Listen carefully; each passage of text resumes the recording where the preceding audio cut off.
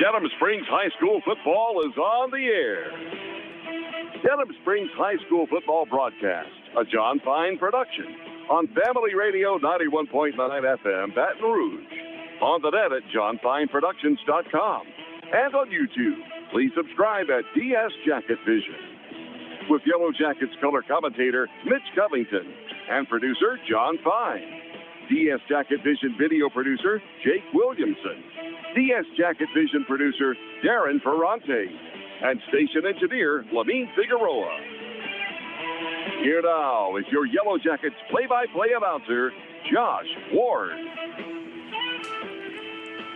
Good evening and welcome to Yellow Jackets Football Family Radio 91.9 FM on the web at johnfineproductions.com and streaming live on YouTube at DS Jacket Vision. Again, that is at DS Jacket Vision, all one word. We ask that you kindly subscribe to it, give us a like, share it with your family and friends so you can see what is going on here at DS Jacket Vision. Great to have you along with us for the Sporting Center Yellow Jackets warm-up, brought to you by Sporting Center, proudly serving Livingston Parish since 1977. At Sporting Center, they have everything you need from athletic equipment to school uniforms. Go see Stacy Phipps, James Adam McCants, and their terrific staff. That is Sporting Center, 205 South Range Avenue in Denham Springs. Josh Ward, great to have you along with us. Of course, we got the whole crew. Lamine Figueroa back to the studio, Jake Williamson, Darren Ferrante, John Fine, and Mitch Covington, who will be joining me momentarily. Denham Springs on a Thursday night from Prairieville High School, the new Prairieville High School, the new kids on the block, if you will, in this District 5-5A matchup. And Prairieville struggling this season as they are stepping into varsity in their inaugural season of football. We'll get a little bit more into that, of why they are playing varsity, as most teams step into their first season in a JV role, but Prairieville stepped right into varsity. So again, we'll get into a little bit more of that as we get closer to kickoff. Obviously, last week, Yellow Jackets with a great effort from Dutchtown would come up short, 27-13 to the Dutchtown Griffins, but a very good opponent and a very good showing by the Yellow Jackets after that disappointing loss 2 weeks ago against the Live Oak Eagles. Lots to get to before kickoff, which is coming up at 7 o'clock. Again, a lovely Thursday night special here for you for Yellow Jackets football, and we got lots to get to. John Fine was going to be with Chris Kincaid from the Livingston Parish News. A little traffic snafu is going to delay that, or actually just scratch that altogether. But again, we want to thank Mr. Chris Kincaid for attempting to get here and all the good work he does as the editor, sports editor, that is, of the Livingston Parish News. So instead, it's going to be Mitch. He's going to jump in. We're going to do a little extra duty here tonight before we get to Coach Brett Beard interview, which will be coming up in a few segments. And then, of course, we will get you ready for the kickoff, look at some power ratings, look at the district standings, and see where the Yellow Jackets are standing in all of that. So stay with us. It is the Hurricanes and the Yellow Jackets from Prairieville High School. We're back after this on the Sporting Center Yellow Jackets warm-up. Your local sporting goods store in Livingston Parish for over 40 years is Sporting Center. Sporting Center has all of your Denham Springs and surrounding school shirts, caps, clothing, and fan gear. Plus, Sporting Center has all of your brand names like Adidas and Russell Athletic. And Sporting Center offers one-on-one customer service. Sporting Center does in-house monogramming, screen printing, and laser engraving. And they can handle all of your advertising, promotional, and sign shop needs. Sporting Center, 205 South Range in Denham Springs. Quick and Handy Cleaners is now Sunshine Cleaners. The name has changed, but not the same great service you've received throughout the years. Hats off to Scooter and Kay Keene for everything they've done to help the Livingston Parish community. The Moore family at Sunshine Cleaners has been in business since 1995 and looks forward to offering the same great service with the same great staff you've come to rely on. Family owned and operated, that's Sunshine Cleaners. Denham Springs, Walker, and Live Oak, and locations in Baton Rouge. Demco believes that championing youth programs helps pave the way for a brighter future. From building the next generation of leaders with the Youth Cooperative Ambassador Program, to giving students the chance to visit Washington, D.C. as part of the Rural Electric Youth Tour, our dedication is clear. At Demco, we power youth. Learn how you can participate at demco.org. That's demco.org. Big Mike's Sports Bar and Grill has it going on. Big Mike's has burgers, steaks, seafood, pizza, salad, sides, and desserts, 37 TVs, and Big Mike's is open late after the games. Live music on the weekends, locally owned and operated by Denham Springs High School graduate Big Mike O'Neill. Check out the Denham Springs Athletics Hall of Fame at Big Mike's. Big Mike's Sports Bar and Grill, 123 Ascom Square in Denham, or delivery through Waiter or Grubhub. If your saving for retirement approach involves the phrase, "I'll get around to it someday," Edward Jones can help. When it comes to meeting your goals, time can be on your side, and there's no better time than now to get started toward your retirement goals. Edward Jones Financial Advisors Scott Landry and Sims White can help. Stop by their office at 179 Del Orleans. That's Scott Landry and Sims White at Edward Jones, 179 Del Orleans, right across from the post office. Edward Jones, making sense of investing, member SIPC. Denham Springs High School football broadcast on Family Radio 91.9 FM, on the net at johnfineproductions.com, and on YouTube at DS Jackets Vision are brought to you in part by You Safe and Lock, David Azar Shelter Insurance Company, District Court Judge Brian Abels, Coconut Willie's Zachary's, Sport Clips, and Safe Voyage Tattoo.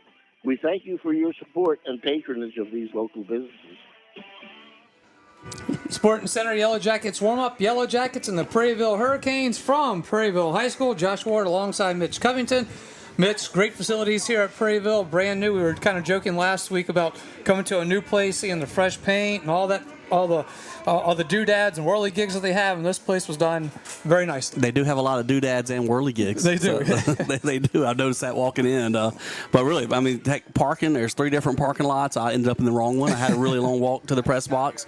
But first time here, trying to figure everything out. But that's why you arrive early. You don't show up, at the last minute not knowing where you're going to park. So, but just looking at the facilities, man, just a brand new, football facility with a track around it. You got good visitor bleachers over on the other side. I'm looking at the field house on the back side of the home end zone, I guess you would say. Which, speaking of field house, I did see that they have broken ground on the Denham Springs High School field house. I saw a picture on Twitter. It said coming soon, and they had grounds being cleared out at Denham Springs High School right now by the football field. So I know we're excited about that. Going to get a field house with a new weight room and a new coach's office, new locker rooms for the football team, and it's going to be really something. Yeah, and then it will give the visiting teams that come in. I assume they will go with the old field. No, actually, I think Cecil Harris was telling us that that's going to be used for something else. Well, maybe there'll be for track and stuff. Track and soccer and other sports will have a locker room there they can use, but there's probably going to be room for visitors if they need to do it. Really, back when I was playing long ago, right? When I was playing, high school, we used other locker rooms, or we'd go to a gym or something like that. Most of the visiting team would try to go somewhere and get out of sight, kind of be inside, have a little privacy, I guess. But really nowadays, you look at the high school teams, most of them just hang out in the back of the end zone and don't even really go to a locker, especially if you're on the road. If you're on the road, guys just kind of hang out in the back of the end zone and just do that instead of going back and forth and finding, sometimes it was just an old gym. I remember Central High School was always that old Central Middle gym. Yeah, that's right. That we go into that locker room. But not really nowadays, like I said, people just kind of hang out in the back of the end zone and just take care of business back there. Yep. So exciting to see that. I didn't see that, but good update on that. But just looking at how they did this here. First class facilities here. We'll get more into some of that, and you'll see some of that more as you see the game go on here tonight. But it's just very interesting to have a first-year school opening up here in Prairieville and to be jumping in right into varsity football. And we talked about that last week a little bit, how they're struggling this year. They're 1-6 on their season so far, and they are having some struggles, and they are going through those growing pains.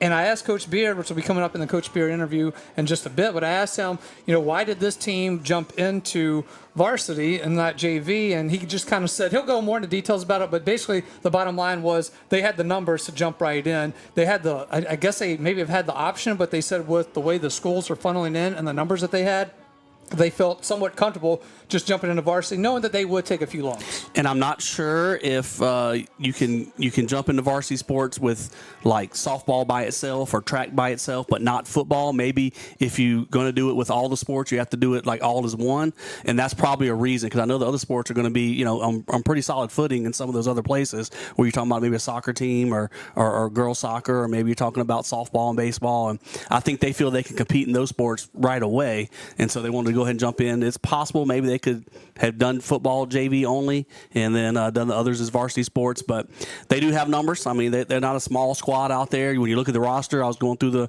the depth chart today and look at a few things. Yeah, a lot of freshmen and sophomores. Not a lot of freshmen, but a lot of sophomores and juniors are in the starting lineup. A few freshmen are playing. There are going to be a few freshman names we call out tonight. And on senior night, they're not going to have a whole lot of seniors they call out, but they do have enough to get out and compete. They're not short on numbers, so it's not going to be like a health concern or anything like that. That's what what you worry about if you only got a team of 20 players trying to play 5A football. But you're talking about the population of the school. I mean, they jumped straight into 5A. Like, they didn't start out at a 3A school and gradually build that way. Right. So they have plenty of numbers out here, plenty of students, at the school to choose from to play athletics. So they felt they were ready to just get started right away. The only one that I could think of was like when Liberty made that change and they were starting to get back into it. That one year, I think they played freshman and JV only. That may have been 2 seasons, actually. Liberty did that in Dutchtown. 2 seasons? Now, I remember I was coaching, in high school when Dutchtown started out. They started out JV. Yeah. I do believe they did JV football, but they started varsity-wise baseball because, if I'm not mistaken, Mike Toops was the coach at Dutchtown. They won a state championship baseball about their second year. That's right, 2004. Yeah, that's right. You're right. There you go. All right, so that's kind of the our take on this new Prairieville thing. For us, I know it was exciting for me just getting up here and seeing just all the brand new things and the plenty of space that you have here. It's a lot of the setup was kind of like what we had at Dutchtown last week. Press box is the same as Dutchtown. The stands are steep and as many steps as Denham Springs. So you could tell whoever put these bleachers in, it's the same people that did Denham Springs. And what I found interesting, because this used to be such a spread out, more rural area, I guess you could say, but now driving into where Prairieville High School is located, there's gas stations around the corner. You got a Rouse's right around the corner. Like, there's, the roads, you can tell, have been widened to 4 lanes. There's new neighborhoods all around. How much this area has built up in the last 20 years. You can see why they need a new high school, and they need it because they got plenty, like I said, enough for a 5A school. And so a lot of population living out here, and it's really changed a lot in the last, 20 years. Yes, it has. So usually, folks, this would be the segment where we were talking about our Louisiana Tree Pro player of the game, where we were talking about last week's game, what we're looking at this week's game and all that. Well, because our special guest, Mr. Chris Kincaid, sports editor at Livingston Parish News, wasn't going to be able to make it here in time for his spot with John Fine next. So we just kind of rolled with it right here. But when we come back in that normal spot where John will be with his guest, we will get into more of the details of last week, talk about Rancher Miller's play, all those good things. So that will be coming up after we take this time out on the Sporting Center Yellow Jackets warm-up. No pain, no gain might apply to football, but not your teeth. If you have toothache pain, gain relief with Dr. Michael Sharola. Emergencies are seen the same day. Dr. Sharola and his staff treat all phases of dentistry, including Zoom whitening procedures. Michael Sharola was an all-state Denham football and baseball player, and you'll feel all world by visiting him. Call 665-3100 or visit Dr. Sharola in Watson next to the post office. Hey, it's Max Sellers from Ralph Sellers Chevrolet. We're again excited to be a sponsor of the Denham Springs Fighting Yellow Jackets football team this year. We appreciate all the support from your community in our first few years in business, and we are excited about things to come. Whether it's a new or used car, truck, or SUV, award-winning service from our dedicated service and parts staff, or even an outstanding collision repair for your vehicle, Ralph Sellers Chevrolet wants to earn your business. From our Ralph Sellers Chevrolet dealership family to your school family, go Jackets! Bank Plus makes it easier to bank. With extended drive-through hours plus 24/7 online and mobile banking, we're here when you need us. Lost your debit card? Get a new one instantly at any Bank Plus location. No waiting for the mail. And interactive teller machines offer drive-up personal service 7 a.m. to 7 p.m. Monday through Friday and 9 a.m. to 1 p.m. Saturdays. Your bank, your plus. Learn more at bankplus.net. Member FDIC. Where can you get good neighbor service and surprisingly great insurance rates? At State Farm. Because State Farm agent Brandy Robertson is your one-stop shop in Denham Springs for the service you deserve at the price you want. So stop looking around. State Farm agent Brandy Robertson is ready to help. Visit betterwithbrandy.net for your surprisingly great rates today. Brandy Robertson, State Farm Insurance. Like a good neighbor, State Farm is there. Individual premiums will vary by customer. All applicants subject to State Farm underwriting requirements.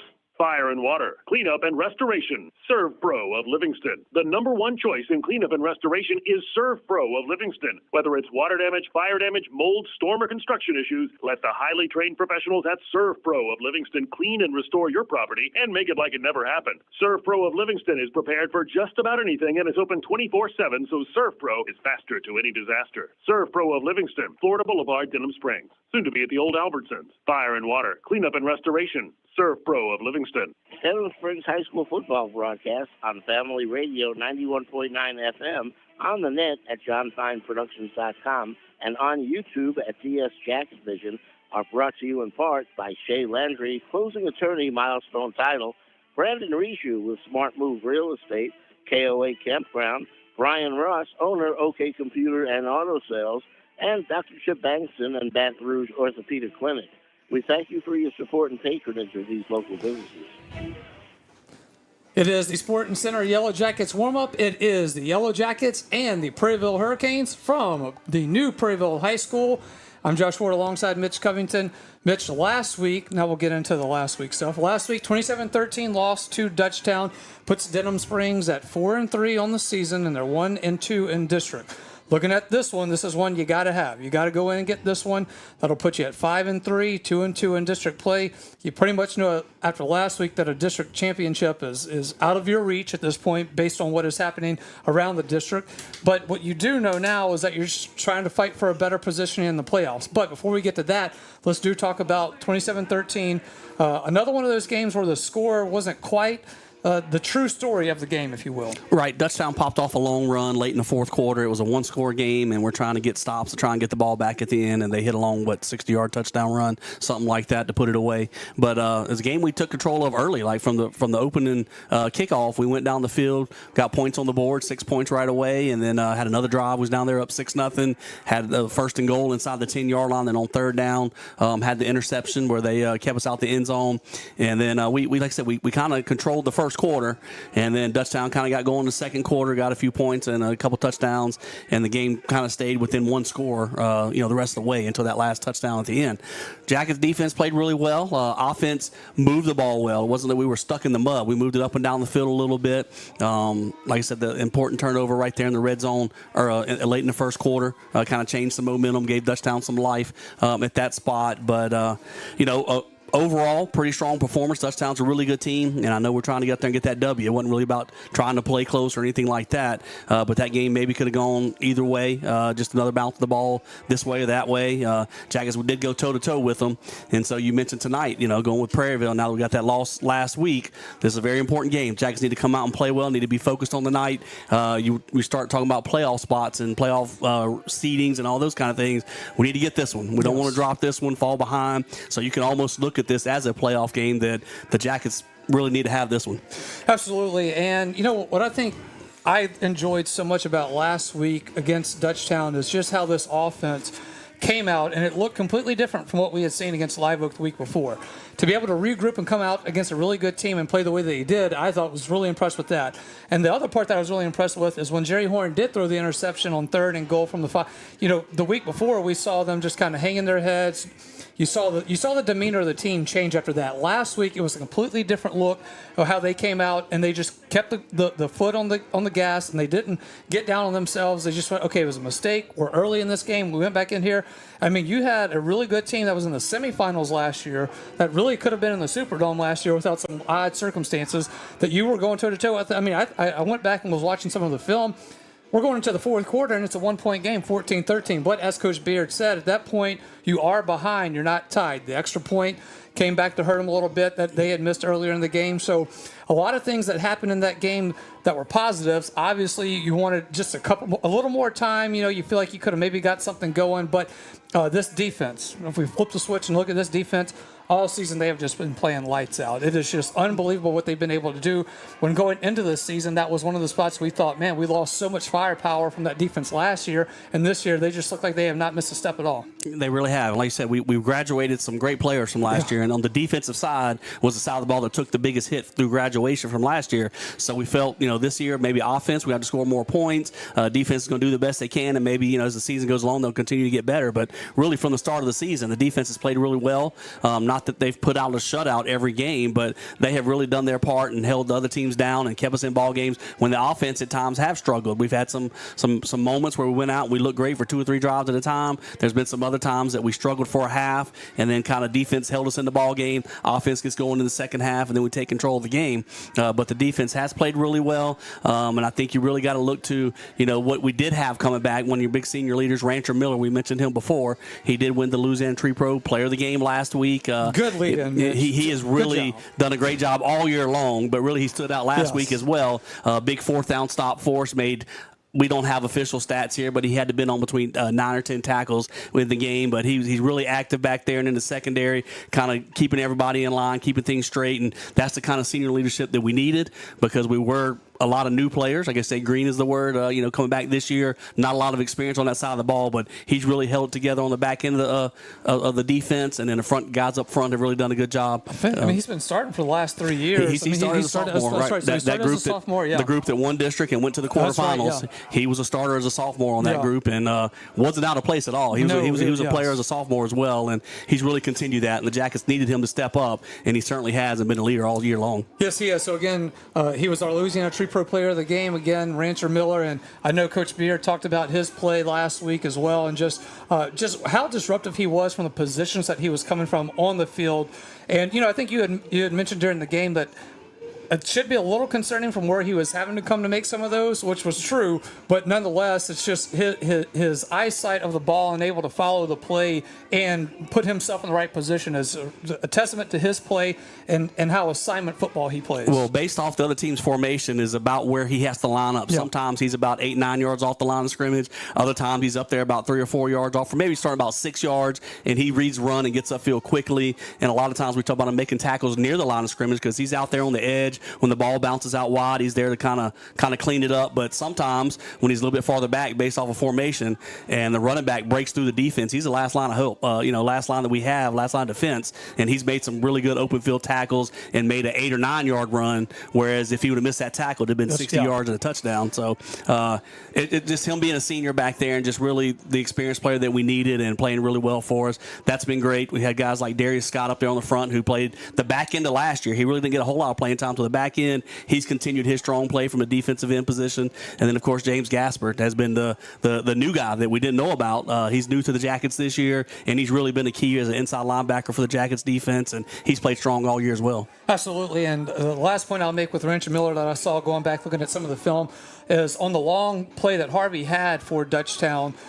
He was chasing him down as fast as he could, and he tried to make that last ditch effort, dive for the shoelaces at the towards the end of the run there, and just wasn't able to do it. But it just goes to show you that the guy never gives up on the play at all. So congratulations again, Rancher Miller, well deserving. And I'm just glad it was a defensive guy last week because of how well this defense has been playing. We've had a defensive guy with Trent Harrison before, so it's just interesting that a lot of times when you look at player of the game, it usually goes to an offensive guy. That's what people notice the most. With this team this year, this defense is just playing outstanding. So kudos to Coach Chris Womack for the defense he's putting out there. We've had some offensive players, we've had some defensive players, even a special teams player, Jonathan Bravo, with a couple of big kicks to help BC's ascension. So that's right. Getting all three phases involved in the player of the game. That's what it takes to win the game. That's right. A couple of things before we get out of here and get you set up for the Coach Brett Beard interview. Of course, we come to you Family Radio 91.9 FM on the web at johnfineproductions.com and streaming live at DS Jacket Vision on YouTube. Again, hit that subscribe button if you haven't yet. And again, that is mostly to let you know when we go live that you will get a notification that we're doing this. That's really the main reason. And anything that we were to post, let's say you forgot that the game was on Thursday like some people, or there was some confusion about it, Coach Beard actually brings that up in the interview, so you want to stay tuned for that. But anytime we go live here, it would notify you, so if you're sitting at home thinking the game's tomorrow night and it's tonight, you would know. So you wouldn't be alone. I got to thank Josh for this one. He started last Friday night. Hey, do we play? I think Saturday you texted me. Do we play on Thursday this week? Because the schedule originally said Friday, but a lot of times with a shortage of officials or just not enough to go around, they'll bump a game or two in the area up to Thursday, and it was our turn. They moved this one up, but I wasn't aware, so thank goodness Josh knew. So there might be a lot of you out there that someone weren't ready. Got to keep us up to date. So, all right, folks, that will do it for this. When we return, it will be my interview with Coach Brett Beard. It is the Yellow Jackets and the Hurricanes from Prairieville High School. We're back after this on the Sporting Center Yellow Jackets warm-up. For all your flooring and carpet needs, it's Floor Store Carpet One. At Floor Store Carpet One, they offer prompt, quality personal service. They'll take care of you right away. The Floor Store Carpet One has an extensive product line: wood, carpet, plastic laminate, ceramic tile, natural stone, countertops, and showers. The Floor Store Carpet One also carries luxury vinyl tile, which many customers rave about, serving the community since 1984. The Floor Store Carpet One, 1/2 mile from the Amite River Bridge on Florida in Denham Springs. If your saving for retirement approach involves the phrase, "I'll get around to it someday," Edward Jones can help. When it comes to meeting your goals, time can be on your side, and there's no better time than now to get started toward your retirement goals. Edward Jones financial advisors Scott Landry and Sims White can help. Stop by their office at 179 Del Orleans. That's Scott Landry and Sims White at Edward Jones, 179 Del Orleans, right across from the post office. Edward Jones, making sense of investing, member SIPC.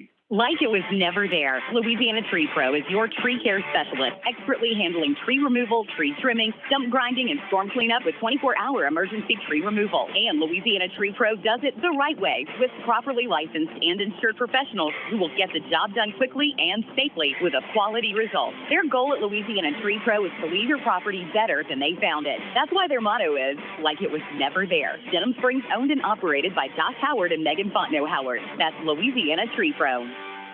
Personal injury? Boyer, Abear, and Angel. Auto accidents? Boyer, Abear, and Angel. Workers' compensation? Boyer, Abear, and Angel. One law firm can handle all of your legal needs, and you don't have to fight big city traffic to find them. Mark Boyer, Dominic Amato, Lucas Schenk, and Allison Costanza have a team of 12 attorneys ready to assist you. The lawyers at Boyer, Abear, and Angel have invaluable experience that allows them to provide expert legal counsel that's professional, prompt, and productive. Small town values, big city results. Boyer, Abear, and Angel. Count on it at Smith Accounting Services. Randy Smith and his staff have decades of accounting experience, with Randy along with Mickey McMorris and a terrific staff. Smith Accounting Services can handle all of your accounting needs: personal taxes, computerized payroll services, corporate income tax, business taxes, bookkeeping. And when their quality work is done, you can count on Randy Smith to reminisce about Yellow Jackets athletics. Smith Accounting Services, 277 East Railroad, Denham Springs. Denham Springs High School football broadcast on Family Radio 91.9 FM, on the net at johnfineproductions.com, and on YouTube at DS Jacket Vision are brought to you in part by Dentistry, Mr. Gaddy's Pizza, Cypress Pharmacy, Burning Lotus Tattoo of Denham Springs, the Law Office of Ivy L. Graham, and Hunt's Tire Pros and Car Care. We thank you for your support and patronage of these local businesses. It is the Sporting Center Yellow Jackets warm-up as the Yellow Jackets in a District 5-5A Thursday night contest on the road at the new Prairieville High School. I'm Josh Ward, and it's time to welcome in our weekly chat with Yellow Jackets head coach Brett Beard. Last week, a great effort by Denham Springs, but Yellow Jackets would come up short on that one, so it would be a score of 27-13, a loss to the Dutchtown Griffins. Coach, there really are no moral victories. However, I thought it was a great turnaround from the previous week for the Yellow Jackets. Yeah, I was really pleased the way we shook back. I mean, I was very uncomfortable after the loss versus Live Oak. Not so much losing to Live Oak as the way we did it, the way we looked doing it. So they kind of had me a little worried. But the way we shook back and kind of hit a little reset button. We went to Dutchtown, a team that was in the semis last year that, quite frankly, embarrassed us last year on that same field. I thought we went in and took a little fight to them, and had our chances and really just showed really what we were capable of doing, being able to run the football and stop some big-time offensive play. And, I was really pleased with what we took away from that. And we got to continue to grow. And we kind of set a bar right there that we got to stay above and elevate for us to have a chance to get hot here and win some games. Offensively, against a very good Dutchtown defense, you were able to find some early success. Were there any adjustments that y'all made during the week offensively, or did you just go out and execute last week? Our O-line is getting better every week. I mean, that's going to be the biggest thing. Those guys got to continue to gel, continue to get comfortable with each other, continue getting comfortable running our offense. And they've played against some stud D linemen. They've played against some stud schools with some boxes that are, scary dudes. I mean, so now they've pretty much seen everything they're going to see, and probably some of the best they're going to see all year and through the playoffs. So, I mean, our guys are getting more comfortable. And that's kind of one of the perks with, with our district and our pre-district schedule. You're going to play against some studs, so you're going to get a lot of exposure, a lot of chance to get better, and really they're getting better, which is why we're able to continue to grow offensively. And Jerry had more time, and then of course we're able to run the football. The offensive line is going to take you. That's going to take you where you're going to go. And last week They just looked a little more settled. They looked a little more confident in themselves. And as you mentioned there, it did give Jerry Horn a cleaner pocket and gave him more time back there to make better decisions. Yeah, they kind of blazed the trail, and we gotta go get it done, skill guy wise, and they kind of struggled a couple weeks ago too. But with comfort in the line, with comfort in the trenches, and playing dominant football in the trenches, you got a chance to compete and beat anybody. And we showed we can compete with a big time team last week on the road. So we're going to continue to get better and kind of, like I said, continue to raise this bar. I think a couple of spots that stuck with me last week and probably stuck with you as well. You think of 3rd and goal from the 5-yard line and you throw the interception. Yeah. Dutchtown scores off of that. And then there was the drive that Dutchtown had where so many penalties pushed them so far into your own territory. They're able to get a score on that one. Those two right there, in a nutshell, make it a completely different game. Yeah, you know, and when we score, we're going to go for two to kind of tie it up. I mean, you and I both know we've done this long enough. You know, 14-13, you're still losing. 14-14, tied up, and there's a little different pressure on the other side of the field. So, you know, there were some things that we kind of got taken out of our hands, but you know, you get the two scores, you got a chance to make some people really uncomfortable, and you can really let the thing unravel. And for you, and then of course, if you don't, then you know, the momentum and everything can flip, and they can come back to bite you. The breaks of the game that go against us, we got to keep fighting through. We got to keep going harder, keep playing, and not put ourselves in position to where we have to rely on those kind of things. Or, you know, those situations where the things do go against us, the calls or whatnot, they can affect us completely or affect the outcome. You enter the fourth quarter. It's a 1-point game. Touchdown scores, 3:39 left in the game. It's still just a one-possession game at that point. And after the blocked field goal, because things kind of got a little away from the officials there. And, you know, there's only so much we can see and hear from the booth. So I wanted to ask you, during all of that, from that moment on, you know, there's a pretty large stoppage of play there where they were trying to figure some things out. What were those conversations and what was going on during that time? Let's back up and then I'll go to that. And, you know, we get to the score, we get the field goal block. You know, I got a ton of confidence in Johnny Bravo. And, you know, I'm still trying to buy in offensively. You know, a 4th and 3, a 4th and, you know, a long 4th and 2. I wasn't real comfortable there, but I knew if we didn't get it, we'd be in the same situation. So, you know, I wanted to kick the field goal, get within a score. Just if we score a touchdown, we win. But we're going to kick the field goal. We're going to onside kick, a surprise. We had a few guys in our crosshairs that we wanted to go at. And, of course, we felt really good defensively. You know, we gave up a big score after the situation that we're about to talk about. But at that point, you know, we're kind of stuffing them. I'm feeling pretty good. That was kind of the thing there, but got us into this situation. So it's 3:42 when I call timeout. Well, they just let the clock the clock continues to run. So, you know, I'm trying to get more time on the clock, and you know, it's run down to 3:30 at this point. Well, they go back to 3:39. At that point, okay, you know what, you got closer to it, but this ain't about you, this ain't about me. Like, we want to get this right. I'm calling timeout at 3:42, and you're not giving me the timeout, and you're not giving me the time that I've got to secure. Well, and then one of these officials wanted to, you know, kind of, I guess he wanted to chime in and say, well, I mean, we could go back to the other. I said, what do you mean? He said, we can go back to 3:30 if that's what you want. I said, well, there's your problem right there. I just want it done right. If we're not going to do it right, then what are we doing? Why are you even doing this if we're not going to get it right? This is about the kids, man. This is a game. And I'm calling timeouts to secure time, and you're taking time away from me. All I want is done is right. I said, and of course, I said, that's a BS comment. That's a BS option you just told me, and that's when he flagged me. They waved it off because they realized they were wrong. And, you know, again, you know, there's human error in this game. You know, you see it more so now than ever, and it's okay. Like, I'm not worried about that. Those things happen. You know, things that are just to the naked eye, the blind eye that's right there, you can't miss that. But some of the other things, you know, they're kind of a judgment call. And I try to work officials more for our kids to see me fighting for them. But, you know, at the end of the day, you just want the job done right. I mean, everybody expects me to do the job right, so why can't the officials do the job right? I don't think it had anything to do with us losing that football game, and I'm not upset about it. It happens, but I just want to make sure going forward that they get this right, because there were a few things that night that's kind of a interesting calls. It's kind of some bad calls that don't need to happen to any other kids going forward. Through all that, your team battled and fought all the way to the end against one of the top teams. After that one, you had to have a much different message to your kids after the Live Oak games. What did you tell your guys after the Dutch game?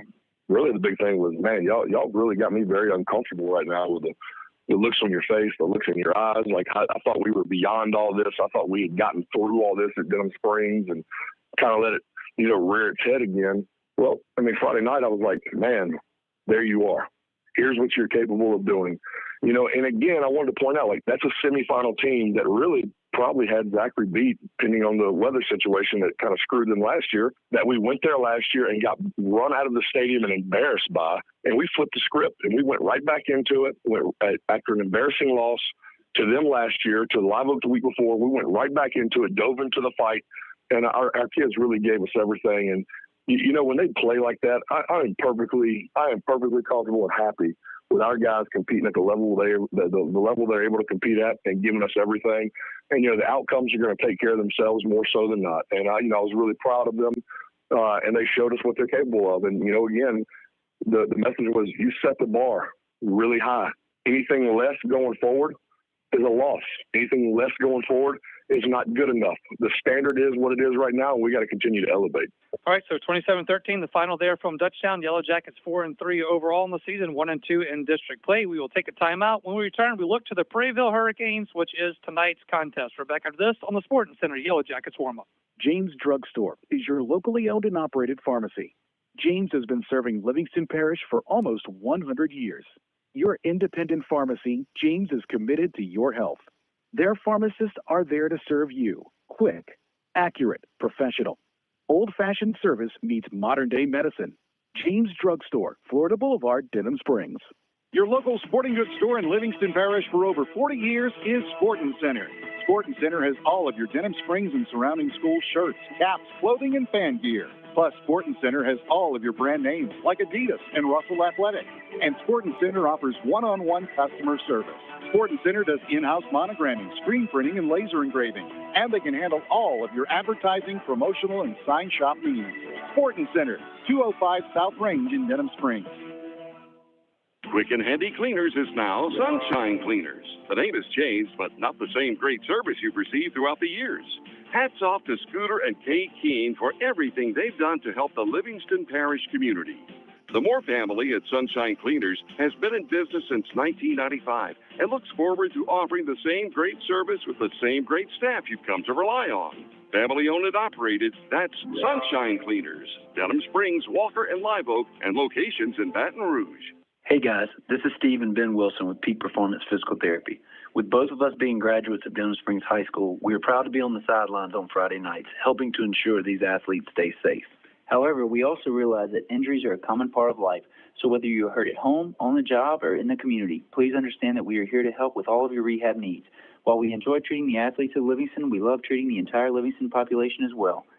So come see us at Peak Performance Physical Therapy for all of your rehab needs. Big Mike's Sports Bar and Grill has it going on. Big Mike's has burgers, steaks, seafood, pizza, salad, sides, and desserts, 37 TVs, and Big Mike's is open late after the games. Live music on the weekends, locally owned and operated by Denham Springs High School graduate Big Mike O'Neill. Check out the Denham Springs Athletics Hall of Fame at Big Mike's. Big Mike's Sports Bar and Grill, 123 Ascom Square in Denham, or delivery through Waiter or Grubhub. Denham Springs High School football broadcast on Family Radio 91.9 FM, on the net at johnfineproductions.com, and on YouTube at DS Jacket Vision, are brought to you in part by Danny Powling of 5 Star Printing, Horace Wilkinson State Farm Insurance, Rustic Home Outlet and Mattress Express Outlet, Sport Clips, BJ Pawn and Gun, Livingston Parish Clerk of Court, Jason Harris, and L. King Company. We thank you for your support and patronage of these local businesses. It is the Sporting Center Yellow Jackets warm-up. Yellow Jackets at the new member of District 5-5A, the Prairieville Hurricanes, on a Thursday night edition of Yellow Jacket Football. I'm Josh Ward, and we are continuing our conversation with Yellow Jackets head coach Brett Beard. Coach, we usually have a Thursday night game that usually coincides with the Livingston Parish Fair. This one being the second one of the season, is this one due to the ongoing official shortage in the LHSAA, or was this just a schedule change? You know, I really, I know when they get us a schedule, they try to get us a schedule, you know, a few Thursday night games to kind of help with the shortage of officials. And, you know, especially the big boys trying to get, you know, some of the better crews. And you want some of the smaller schools to have a chance to have some of the better crews, too, that are deserving of that. And, you know, if you can schedule some games on Thursday to help them out, you know, it's critical.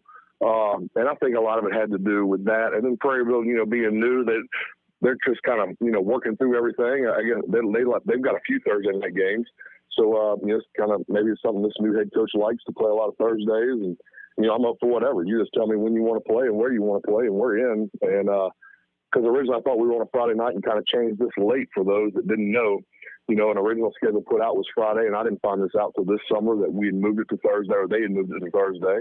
So it is what it is, man. It's Thursday or Friday night, and we play football, and, you know, we're going to be prepared for it. For the last few years, the officials have become a bigger and larger problem. There doesn't seem to be a fix in sight. If you could wave a magic wand and fix it, what would be the answer into getting officials and retaining them to where we're not having these issues the way we are? You know, I mean, I've always been a proponent. You know, they've caused, I guess, a ruckus before, wanting pay raises and things like that. I've always been a proponent for our officials and paying those guys what they deserve. I'm willing to give another pay raise if they're willing to go give the extra amount in the offseason to train, to really know what it is to call a football game at this level. I think that's the big thing. I think we got to equip these officials with really knowing exactly how to handle every possible situation that can come up on a varsity game night. And, you learn that through the junior high, freshman, JV ranks. And, we put them through some big-time training in the off season. And those guys will go through that and really learn every little wrinkle and nuance to officiating a football game if we're going to compensate them in the end. And I've always been a proponent for that, because I'm a believer in, the better we pay, the better product we're going to get. And I'm still a believer, especially with officials, at a time where things are a little tight. I'm perfectly fine with giving these guys another pay raise if they're willing to put in a little extra to be better. Then, of course, I think if they had a checks and balances in season, to where some things could fluctuate their pay or change some things, I think you would get a better involvement in the training and the paying attention to all the details and really learning everything you can from these officials, because if you give somebody an incentive, they're going to do a better job for you. And I think that's how we get these guys and ladies out to continue to try to get the officiating growing again. And the parents need to keep to themselves. And, everybody's a human and make mistakes, but we got to do everything we can to protect them as well. Because some people, they don't want to take the dollar to go get hammered by people that really don't have a clue what they're talking about 90% of the time anyway. So it's kind of a double-edged sword, but I'm a believer in the more you pay, the better product you get. And I know not every school can do that or feels that way, but I am. So as we switch and look towards Prairieville now, as mentioned, first year of football, first year in varsity, and usually a lot of schools, when they make this jump, they usually just play a JV schedule. Do you know how and why Prairieville has jumped right into varsity play? Yeah, because it's not a completely new school as far as, just new dropped right there. It came from two big existing districts already that had the numbers to feed them to where they felt like they could compete right off. Of course, football is a little tougher to compete in when you're younger, when you're new. With some of these other sports, baseball, softball, things like that, that's a hot area for baseball, softball. And, they're going to be able to compete pretty quick in some of those. And I think that's why they might have just dove right in. I'm sure they had the option and looked at everything possible.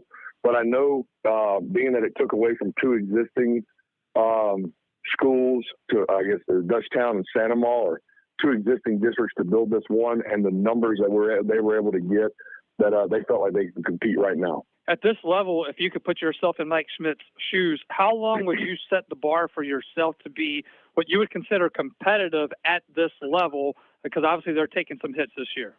Well, I'm going to go ahead and tell you, if I'm Mike Schmidt, I know I've got to get through 1 and 2. But I tell you what, I'm taking a lot of notes. And I'm going to remember a lot of butt whippings I've taken. I'm going to remember a lot of things that were done to me, because year 3 or 4, I'm coming after you full go. And I would respect that, it's like I told our guys coming into this week when we met Saturday. I don't know what the outcome of this game is going to be.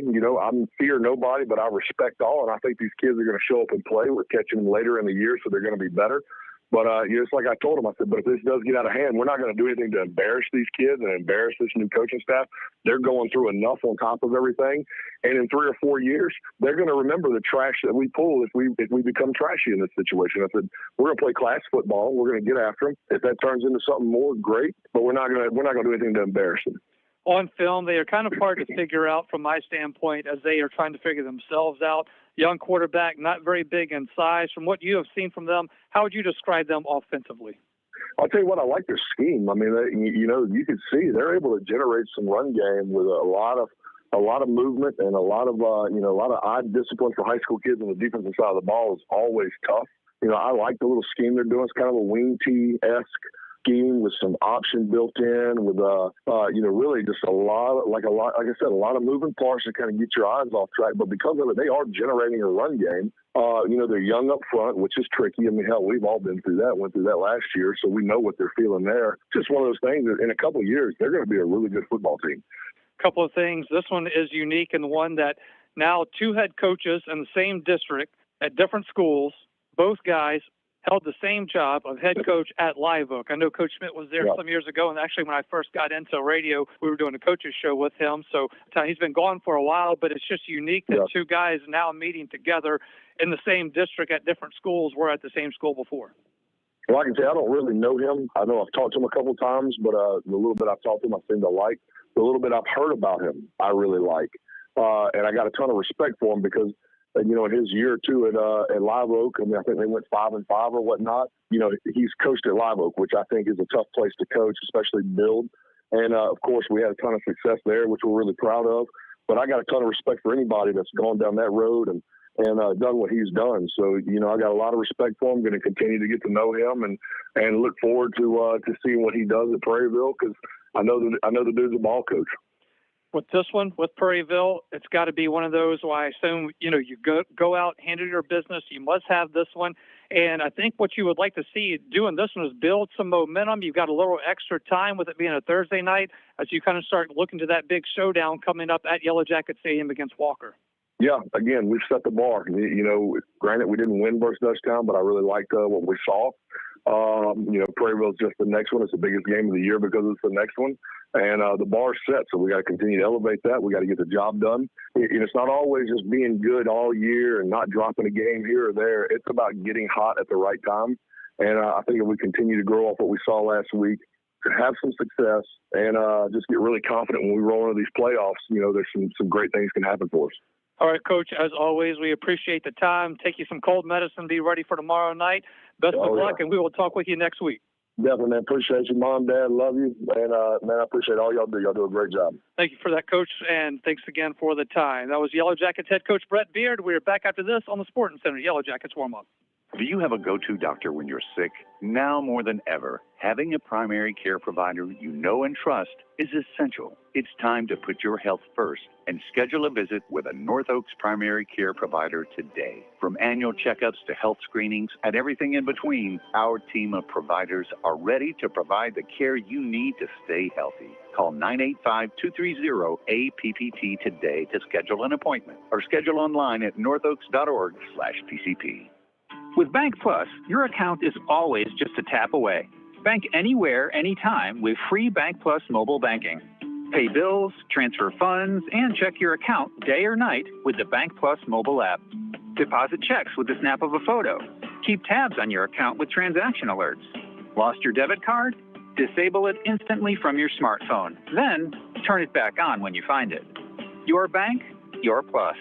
Learn more at bankplus.net. Member FDIC.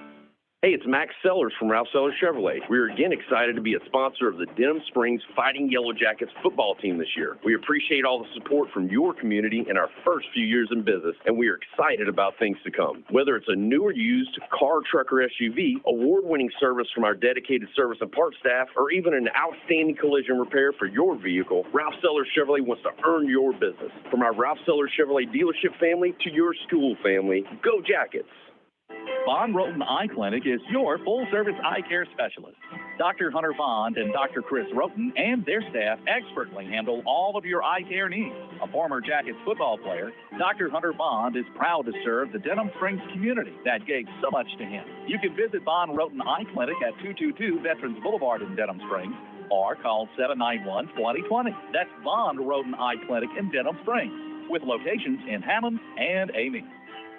If you're a small business owner in the Denham Springs area, think about everything you need to help your business succeed. You need a plan, happy customers, steady cash flow, and an insurance agent that gets you. State Farm agent Randy Robertson runs a small business in the Denham Springs community area too, and she understands the unique needs of local business owners.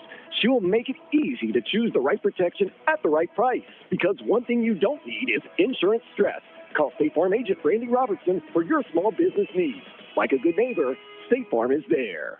Denham Springs High School football broadcast on Family Radio 91.9 FM, on the net at johnfineproductions.com, and on YouTube at DS Jacket Vision are brought to you in part by Karam Inn, Triton Outpatient Clinic, Todd Caruso, Attorney at Law, Duke Seafood and Steakhouse, Modad 1 Individual Sewage Treatment System, Forest Grove Plantation, and Billy Leach Professional Title Company.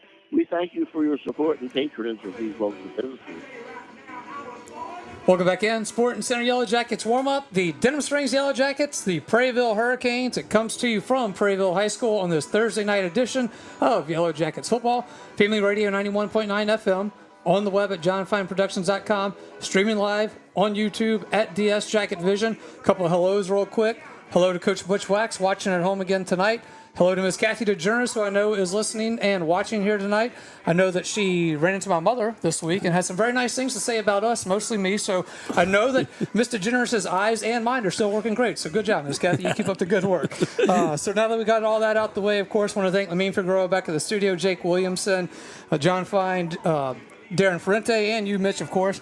One thing I want to talk about with what we're doing here, too, as well, just real quick before we get into some of the other stuff is, I always go back and kind of look at it and see things that we've done and all that. And I just got to give everyone a kudos for the job that everyone's doing here as we continue to just really grow this thing.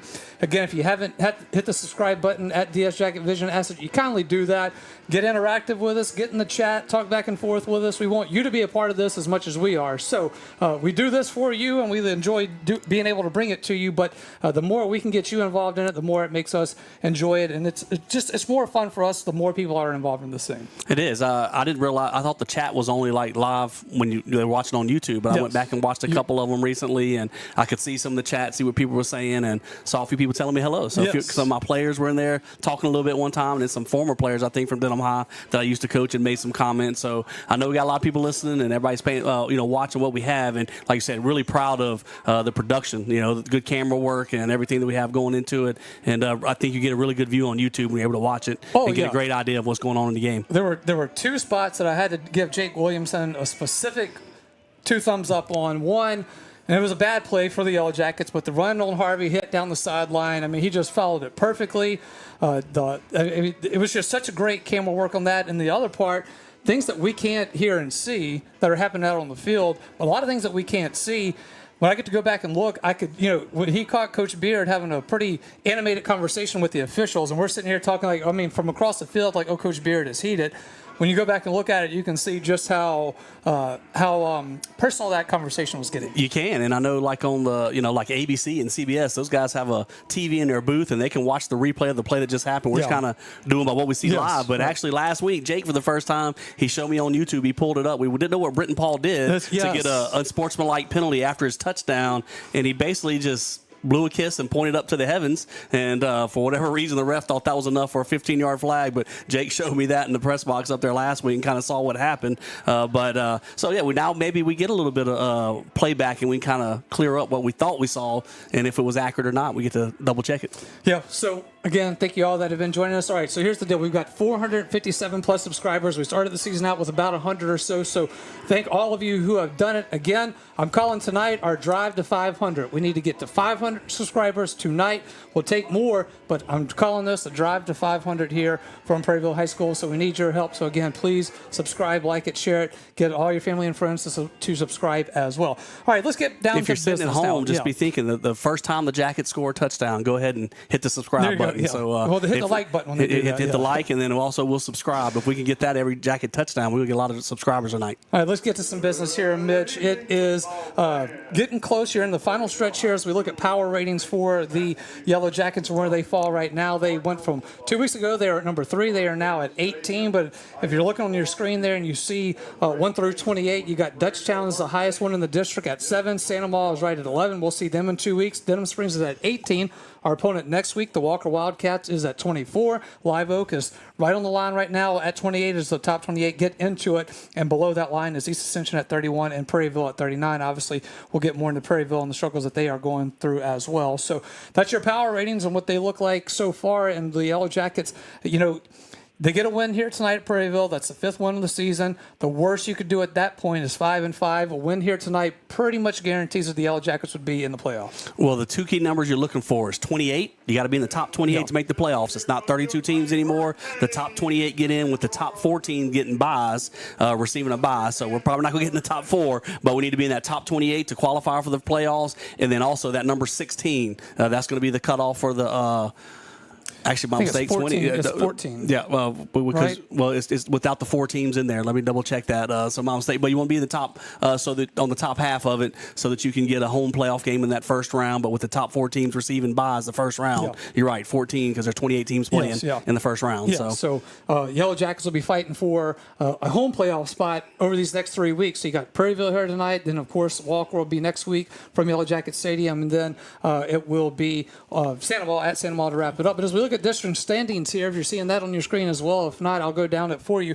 Dutchtown, obviously, at the top right now. They're 6-0 overall, 3-0 in district play. You got Santa Maria and Walker, and at 2-1, East Ascension's at 2-2, and then you see Yellow Jackets 1-4, Prairieville obviously 0-4. So that's kind of how your district is looking right now in the District 5-5A standings. So Yellow Jackets, again, just trying to, they're going to finish middle of the pack regardless of what happens here district-wise, but get a win here tonight. The most important thing, do that first, take care of business here on a Thursday night.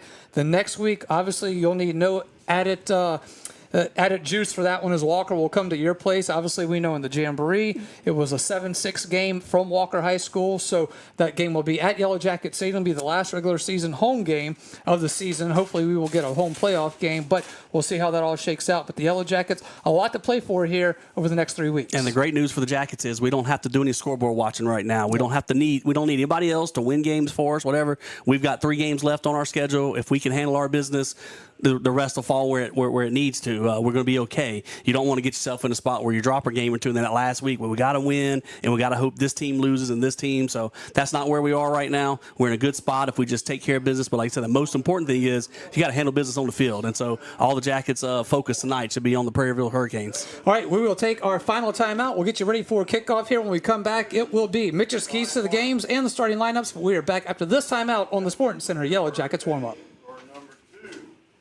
Peak Performance Physical Therapy has been serving the wonderful people of Livingston Parish for over 20 years now. This is Ben Wilson, Denham Springs High School, class of 98, and the much younger Stephen Wilson, class of 2003. We are honored to have the opportunity to help those in our community return to a normal way of life following injury. From the geriatric population to the young athlete, we are committed to helping you become stronger, faster, and better. So for all of your physical therapy and rehab needs, come see us at Peak Performance Physical Therapy, located in Denham Springs at 145 Aston Square, or visit our website at peakperformancephysicaltherapy.com.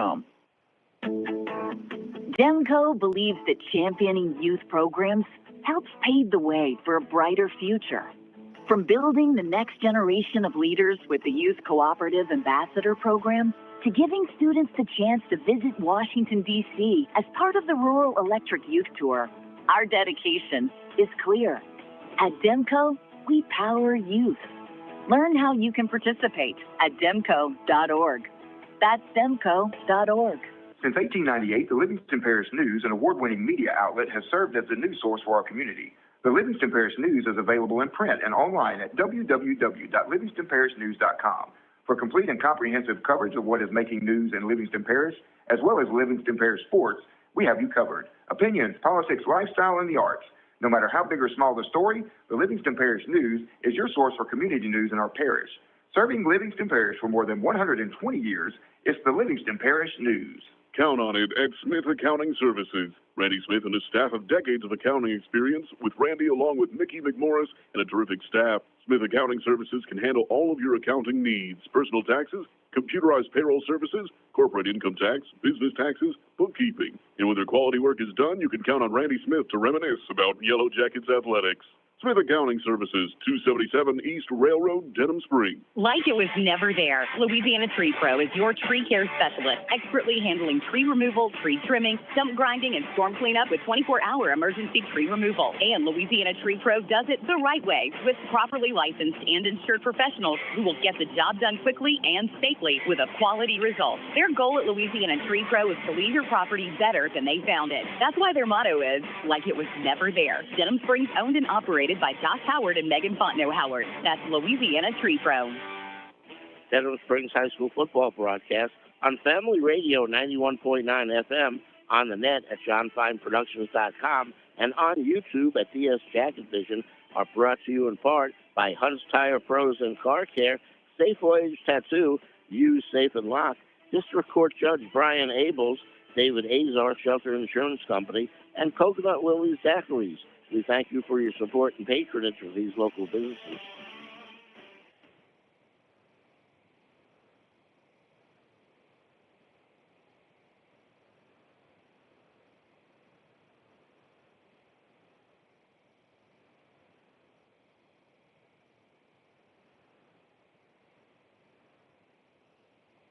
Do you have a go-to doctor when you're sick? Now more than ever, Having a primary care provider you know and trust is essential. It's time to put your health first and schedule a visit with a North Oaks primary care provider today. From annual checkups to health screenings and everything in between, our team of providers are ready to provide the care you need to stay healthy. Call 985-230-APPT today to schedule an appointment or schedule online at northoaks.org/PCP. Personal injury? Boyer, Abear, and Angel. Auto accidents? Boyer, Abear, and Angel. Workers' compensation? Boyer, Abear, and Angel. One law firm can handle all of your legal needs, and you don't have to fight big city traffic to find them. Mark Boyer, Dominic Amato, Lucas Schenk, and Allison Costanza have a team of 12 attorneys ready to assist you. The lawyers at Boyer, Abear, and Angel have invaluable experience that allows them to provide expert legal counsel that's professional, prompt, and productive. Small town values, big city results. Boyer, Abear, and Angel. Welcome back in. Yellow Jackets football. That will do it for the Sporting Center Yellow Jackets warm-up, brought to you by Sporting Center, proudly serving Livingston Parish since 1977. You know, at Sporting Center, they've got everything you need, from athletic equipment to school uniforms. Need some denim swag? Go see them at Sporting Center. Stacy Phipps, James Adam McCants, and that terrific staff that is Sporting Center, 205 South Range Avenue in Denham Springs. All right, Josh Ward alongside Mitch Covington, getting ready for kickoff here. Mitch, your keys to the game for the Yellow Jackets. Well, the Jackets definitely want to get out to a great start tonight. We want to, last week we got out, played the good part early in the game, then kind of back in the first quarter, started going backwards a little bit. Prairieville has had some struggles in district play. Some teams have gotten out on front of them, and they've been able to kind of open up the lead a little bit. Well, that's what we want to do. It's senior night here at Prairieville. They announced the 9 seniors they have on the team. They were honored before the game. We don't want to let them hang around in a close ball game and start getting some momentum and thinking they got a chance to pull out the big upset tonight. All right, so it will be the Hurricanes will be kicking off to the Yellow Jackets, and it is going to be Luke Lyons kicking off for Prairieville, and we are underway here from Prairieville High School. Ball hits at the 10-yard line, and we'll go out of bounds. We'll be a flag, so good starting position here for the Yellow Jackets. Real quick, we will get you your starting lineup for Denham Springs. Defensively, it'll be Darius Scott and Devin Mack. At defensive end, nose guard is Trenton Harrison. Linebacker, Shakori Gross, Caden Allen, James Gaspard, Ravius Williams. And in the defensive backfield is Jaden Washington, Jacob Dill, Caden Anderson, and Rencher Miller. And offensively, quickly for the Yellow Jackets, at left tackle, Coy Bethencourt, left guard, Jackson Martin, center, Bryson McCabe, right guard, Christian Ferguson, right tackle is Cy Martin, wide receivers, John Gaspard, Caden Lewis, Sean Goldman. In the backfield is Peyton Puffer and Slade Daigle, and your quarterback is Jerry Horn. That is your starting lineup, and it is 1st and 10 for the Yellow Jackets starting this drive at their own 35-yard line. Here is a handoff from Jerry Horn in the backfield. That is going to be to Brenton Paul, and he picks up about 3 yards on the carry. You know, interesting as you call out the starting lineups with the offensive line. You know, you may call out a position, but they don't really stick to that. We flip our guys back and forth a little bit. Christian Ferguson and Cy Martin are always on the same side, but sometimes on the left, and sometimes they flip around to the right, so you never know where they may be for any play. All right, so it is going to be 2nd down and 6 for the Yellow Jackets. Ball is at the 37-yard line. It is going to be a handoff in the backfield again, and this Prairieville defense is playing, they're playing strong here on senior night here early up. I know it's only 2 plays in, but in a tough spot being 1-6 on their season at this point, you can kind of start seeing some players just, I don't want to say giving up, but, it's hard to keep going at this point. And when you look at them on film, they're not real big up front. You think you might can just run them over, but they've played tough against the run against some guys. They jam some guys in there tight, and they make it hard to run, so you might have to spread them out and pass a little bit to open it up. All right, here is Jerry Horn, rolls to his left, looks to throw. He does. It is going to be to Colton LaBeouf on the far sideline, right around midfield. Looks like they'll put him at the Prairieville 49, and that is a 1st down for the Yellow Jackets at Big Mike Sports Bar and Grill Jackets. 1st down. Family-owned, children-friendly, incredible food, and locally owned by Big Mike O'Neill. Nice pitch and catch from Colton LaBeouf and Jerry Horn. Horn rolled out to his left, hit Colton LaBeouf on a simple little out route, and picked up the yards needed for the 1st down. All right, 1st and 10. Prairieville 49-yard line now for the Yellow Jackets. Jerry Horn, shotgun formation. Here's the snap. He drops back, looks to throw, throws to his left again. That is Colton LaBeouf at the 40, the 35. He's at the 30, pushed out of bounds around the Prairieville 30-yard line. That's a 1st down. Move the sticks. Big Mike's Sports Bar and Grill Jackets 1st down.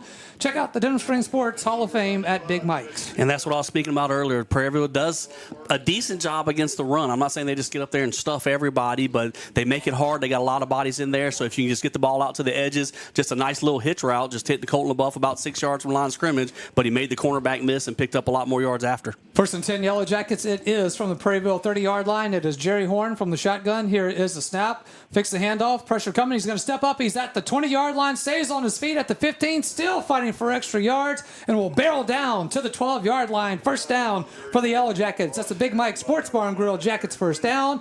You can cater your next party at Big Mike's. Check out the Big Mike's catering menu. I'm going to give Jerry Horn a lot of credit. I believe he was trying to throw the bubble screen out to the right side. We had 3 receivers, but as he tried to throw it, a defensive end was kind of standing in his sight line. So he just tucked the ball and ran up through the inside of the line, followed Brenton Paul, and ran through a couple tackles for a big gain. All right, so it'll be first and 10, 13-yard line, not the 12. It'll be first and 10 from the Prairieville 13. Here is a handoff that is going to be to Brenton Paul out of the backfield, and he will make a move and get to the 11.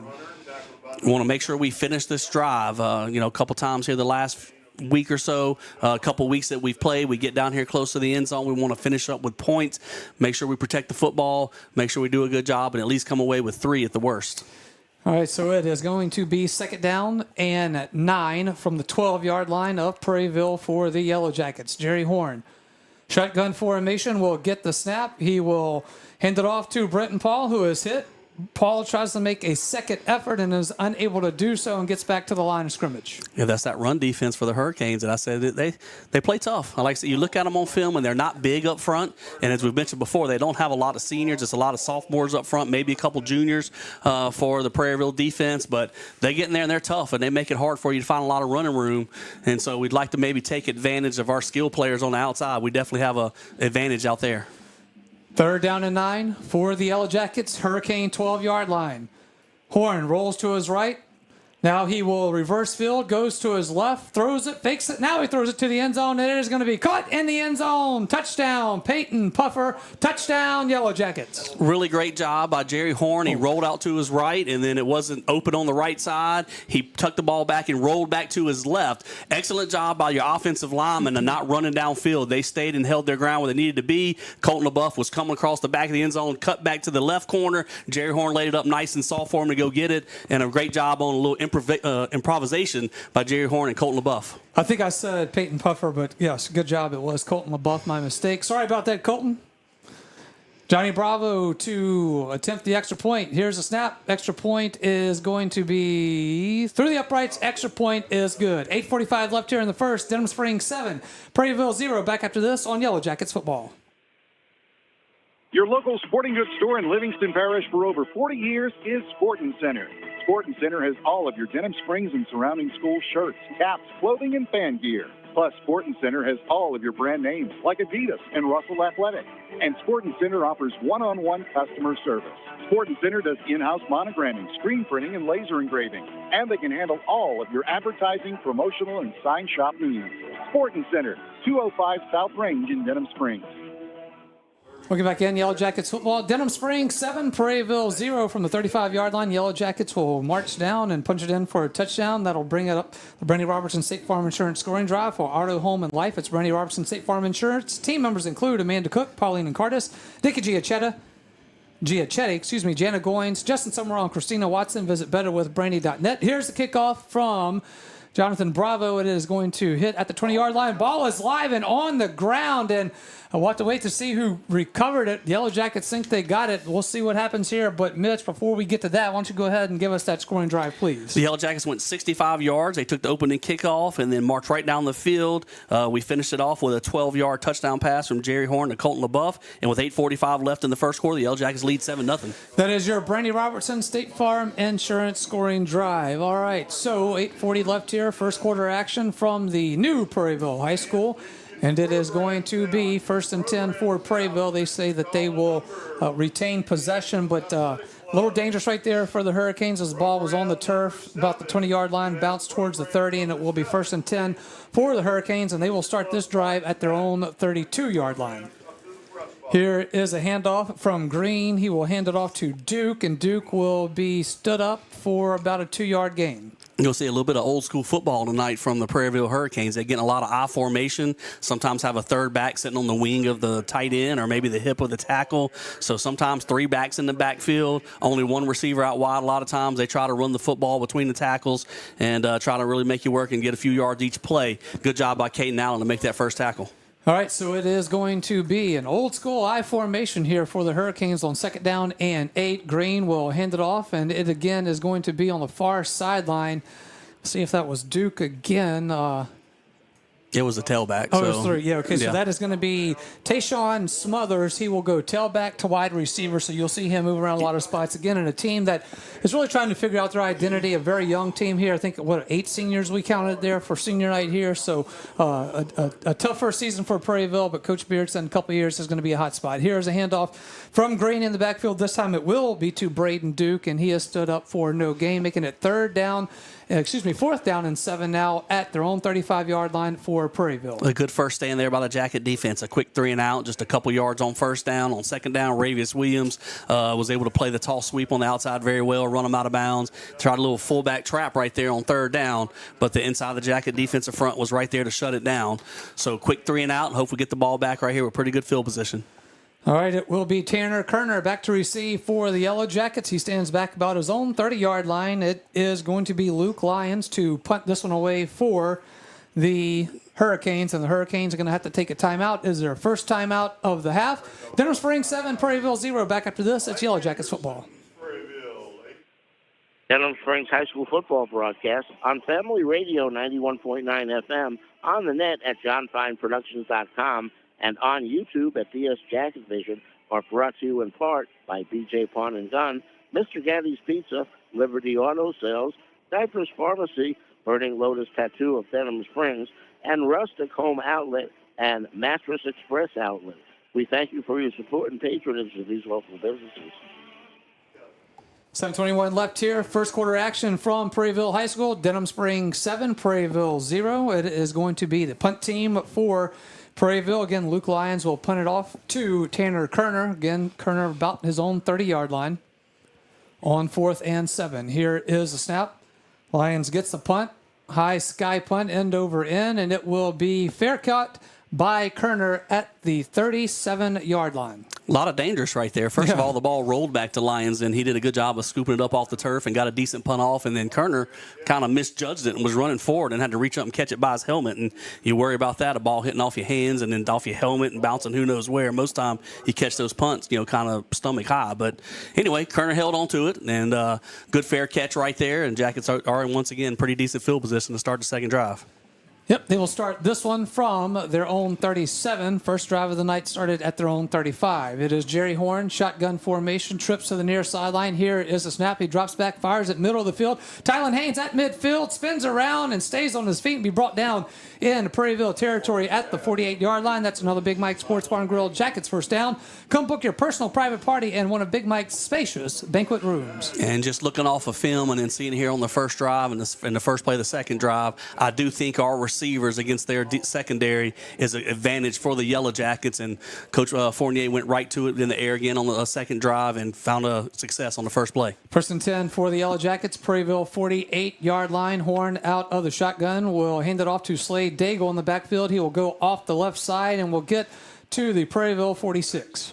Had a lot of lead blockers right there. I think they call that maybe like counter extra. I mean, we had, I think, 3 lead blockers trying to get up there for Slade Daigle to open up some running room. But even with all the extra blockers, wasn't able to find that much running room on first down. Well, just ask Coach John. He'll tell you. Zinger. No one knows what we're talking about except for us, but that's okay. Second down and 8 for the Yellow Jackets, 46-yard line. Here is Horn. We'll get it into the flat to Slade Daigle. He's at the 40, the 35, and pushed out of bounds about the 35-yard line. It will be a first down for the Yellow Jackets. That's another Big Mike Sports Bar and Grill Jackets first down. Big Mike's has live music on the weekends. Go see them, Big Mike Sports Bar and Grill. Just a good way right there to get the ball to your running back without having to fight all the defensive tackles and linebackers. We sent Slade Daigle out real quick on a quick fly motion and threw the ball out there to him in the flats and let him make some room in open field. Prairieville 35-yard line now for the Yellow Jackets. It is Horn dropping back, looking to throw. He fires it incomplete. Intended receiver was Tylen Haynes. 5:54 left here. First quarter action. Denham Springs 7, Prairieville 0, and it is second down for the Yellow Jackets. Yeah, we tried to find Tylen Haynes on a crossing route. It looked like his first read may have been Goldman down here on a go route, but pretty good job by the cornerback over there. Jamarian Meady had Goldman locked up, and so as Horn made his second read looking to Haynes, we weren't able to connect on that one. Second down and 10 for the Yellow Jackets from the Hurricane at 35-yard line. It is going to be a Empty backfield for Horn. Gets it. Going to be a quarterback keeper as he will get hit at the 30 and spins around and fights for extra yardage as he gets to the Prairieville 27-yard line. Good job right. That play, I think we ran early on in the game, but we sent the fly motion out again, the running back out wide to where the receivers are. But this time, Prairieville had less numbers in the box. They had an extra defender out there running with the running back because we just hit him right there on the swing pass earlier. And as we moved that guy out of the box, Horn was able to find good running room to bring up a 3rd and short. It is 3rd and short. Make it 3rd and 2 from the Prairieville 27-yard line. Jerry Horn in a pistol formation. Here is the snap. We'll hand it off to Slade Daigle, who gets to the 25. We brought down about the Prairieville 22-yard line, and that is a first down for the Yellow Jackets. Make it another Big Mike Sports Bar and Grill Jackets first down. Get in the know and by visiting Big Mike's website and check out Big Mike's on Facebook, Big Mike Sports Bar and Grill. And another good play there by Jamarian Meady, the junior cornerback for Prairieville, because Daigle had broken the line of scrimmage and was about 1 tackle away from getting a touchdown, but a good strong tackle in the open field by Meady. All right, so 1st and 10, Denham Springs, Prairieville 22-yard line. Jerry Horn from the shotgun will get the snap. He will hand it off in the backfield. That is Slade Daigle again. Flag comes out as Daigle will be brought down at the 20-yard line, but we'll wait to see what this one is about. And that you usually would assume holding, huh, Mitch? Yeah, that don't look good where they threw it. The side judge saw the linemen that were pulling and leading in front of them is either Peyton Puffer or maybe Jackson Martin. One of those guys were going to get called for holding. So it's going to back us up and going to put us at a 1st and 20, I guess, situation. But maybe we can catch those corners playing off a little bit on that first drive. We were able to hit Colton LaBeouf on a couple little short routes, and he had some room to run after he caught it because they're backed off trying to keep everything in front of them. So a good chance to maybe chop off some. We don't need 20 yards on the first down, but let's get some of it back right here. Yep, 1st and 20 now after the penalty against the Yellow Jackets back at the 32-yard line. It is going to be Horn from the shotgun as he drops back. Looks to his left, going to step up in the pocket and fire. He does. He's got his receiver at his 20. That is going to be Colton LaBeouf, who's at the 10. He's going to be pushed out of bounds. Oh, no. Or is it going to be a touchdown? What are we looking at here? It is waiting for the signal. They say he's going to go out of bounds. Is it a touchdown? All right, touchdown. Sorry about that. That far side. Can they come to this side of the field? I know that every play is over there on the far left, but just like we talked about, Colton LaBeouf ran his defender off, and then he put the foot in the ground, and he came back to the football, and he met at about 10 yards. As he called it, he broke a tackle then at that point, sprinting up the sideline. Got a little dangerous. He reached out for the goal line at the end, and the ball came out, but the referees ruled the ball crossed the goal line before he fumbled. I thought they were going to put him back at 2. Yeah, all right, so it is Colton LaBeouf. Holden, here is the snap. Kick is through the uprights. Extra point is good. 4:21 left here, first quarter. It is Denham Springs 14, Prairieville 0. We're back after this on Yellow Jackets football. Quick and Handy Cleaners is now Sunshine Cleaners. The name has changed, but not the same great service you've received throughout the years. Hats off to Scooter and Kay Keene for everything they've done to help the Livingston Parish community. The Moore family at Sunshine Cleaners has been in business since 1995 and looks forward to offering the same great service with the same great staff you've come to rely on. Family owned and operated, that's Sunshine Cleaners, Denham Springs, Walker, and Live Oak, and locations in Baton Rouge. Yellow Jackets football. It is Denham Springs 14, Prairieville 0. It'll bring us to a Brandy Robertson State Farm Insurance scoring drive for auto, home, and life. It's Brandy Robertson State Farm Insurance. Team members include Amanda Cook, Pauline Cardis, Nikki Giachetti, Jana Goins, Justin Summerall, and Christina Watson. Visit betterwithbrandy.net. Here is the kick from Bravo. It will be at the 23-yard line. It is going to be returned by Prairieville. They get to the 30 to 35. And as we get the return man there for you for Prairieville, that is going to be 14. 1 second if I can get that. That is Hudson Detman. But, Mitch, go ahead and give us that scoring drive. We had a 63-yard scoring drive for the Yellow Jackets. It only took 2 minutes and 54 seconds off the clock. We finished it off with a 30-yard touchdown from Jerry Horn to Colton LaBeouf. And with 4 minutes and 21 seconds left in the first quarter, the Jackets lead 14-0. And I do believe we have an early leader in the clubhouse for our Louisiana Tree Pro player of the game. I think Colton you're right LaBeouf's on got that. 2 touchdowns and 2 drives. That's right. That is absolutely right. All right, so Prairieville will start this drive from their own 37-yard line. They had the punt on their first possession of the night. It is going to be Green under center. Here is a snap. Tosses it in the backfield. That is going to be to Duke. Duke will get to the Yellow Jacket to his own 40-yard line.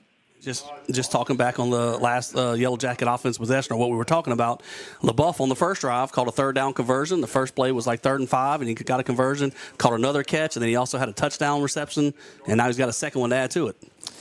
All right, so here it is on 2nd down and 8. It is going to be Green looking to pass. He will throw it downfield, and he's going to have to throw that one out of bounds as he had nowhere to go with pressure coming, and there's a flag on the play. I believe this ref's going to call lineman downfield. It looked like it was a play action pass, a bootleg action out to the right for the Hurricanes. A couple of linemen were drifting in no man's land and may have been across the line of scrimmage. Of course, we have the option maybe to decline this penalty, because if we do, it's going to bring up a 3rd and 7 situation. See what Coach Beard decides. As we wait for your good call there, Mitch, as they will decline the penalty and make it 3rd down and 7 from their own 40-yard line. Green now will work it from the shotgun. He will get the snap. He's looking to throw. He will keep it himself as he gets back to the line of scrimmage now at the 45 and slides down at his own 48-yard line, where it will be enough for a Prairieville first down. Yeah, he did a good job of scrambling on his own. That wasn't a called quarterback draw, but he dropped back. We had pretty good pass coverage right there, and then he just took off and found a little lane on the right side of his Hurricane offensive line to pick up the yards needed for a first down. Right, it is a Hurricane first down. They will mark him down at his own 47-yard line, so it'll be 1st and 10 for the Hurricanes. Green will go back under center now. Tosses in the backfield to Duke. Duke will get to midfield, and that's where they will mark him down. Check that. That is Taj Wallace on the carry. So a lot of different people will get involved here with the Hurricanes, so we'll try to get those to you as we can. But a much different offense than we're used to seeing at the high school level right now. It is, but Wallace shows some pretty good quickness there, and he's just a freshman, so that's a kid we're going to be hearing from a lot over the next few years. It will be shotgun formation now for Green on 2nd down and 7 from midfield. Throws it, and it is intended for Hudson Detman, and it is incomplete, and it is 3rd down for Prairieville. Yeah, trying to hit Detman there on a little receiver screen. Throw was too high, so bringing up another 3rd and 7 situation. But on the last one, we had good pass coverage, but Charlie Green was able to tuck and run. Charlie Green's just a sophomore himself and really getting a lot of valuable experience at the varsity level right now.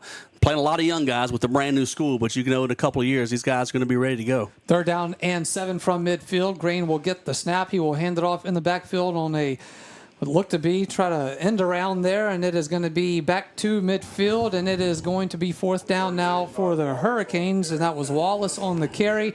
And that sends out the punt team. Luke Lyons will have to punt it away for the Hurricanes. Prairieville with a good little reverse action right there. Faked the handoff up to the right side and brought the receiver around to run a reverse to the left. But our cornerback on this side, Caden Anderson, was right there waiting for him. Did a really good job of making that tackle. Kerner back to receive. He stands about his own 20-yard line. It is Lyons on 4th and 7 from midfield. Here is a snap. It's a low one, but he picks it up, and he gets the punt away.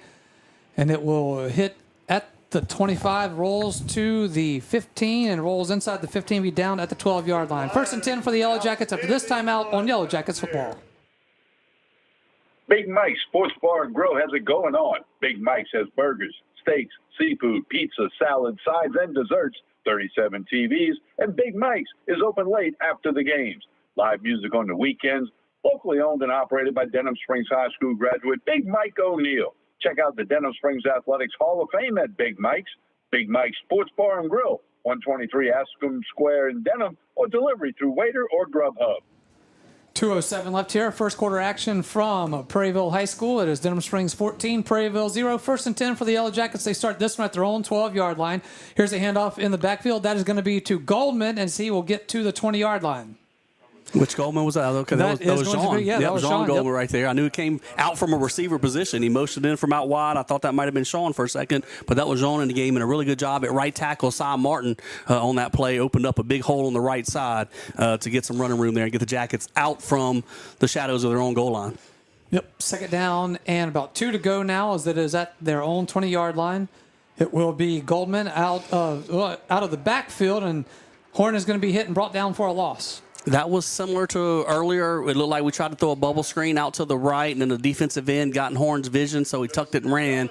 I don't know if this was a called one, but we faked the throw out to the right, and then Horn tried to get up in the line of scrimmage, but the Prairieville interior defensive line was right there to meet him and for a tackle for a loss. Third down and 6 after the sack on Jerry Horn. It's 3rd and 6. Ball is at their own 17-yard line for Denham Springs. Jerry Horn will be out of the shotgun. 2 receivers out to the far side.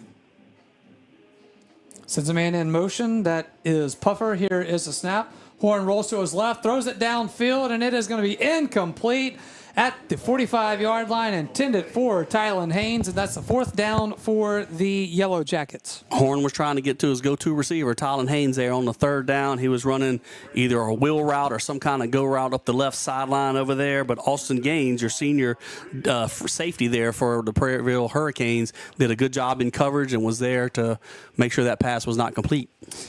All right, so that will send out Trenton Harrison for his first punt of the night with 49 seconds left here in the first quarter. Here is a snap. Punt is away. Nice hang time. It hits right around midfield. Takes a Yellow Jacket roll to the 35-yard line. It'll be 1st and 10 for Prairieville. Their own 35 after this quick timeout on Yellow Jackets football. James Drug Store is your locally owned and operated pharmacy. James has been serving Livingston Parish for almost 100 years. Your independent pharmacy, James is committed to your health. Their pharmacists are there to serve you. Quick, accurate, professional. Old-fashioned service meets modern-day medicine. James Drug Store, Florida Boulevard, Denham Springs.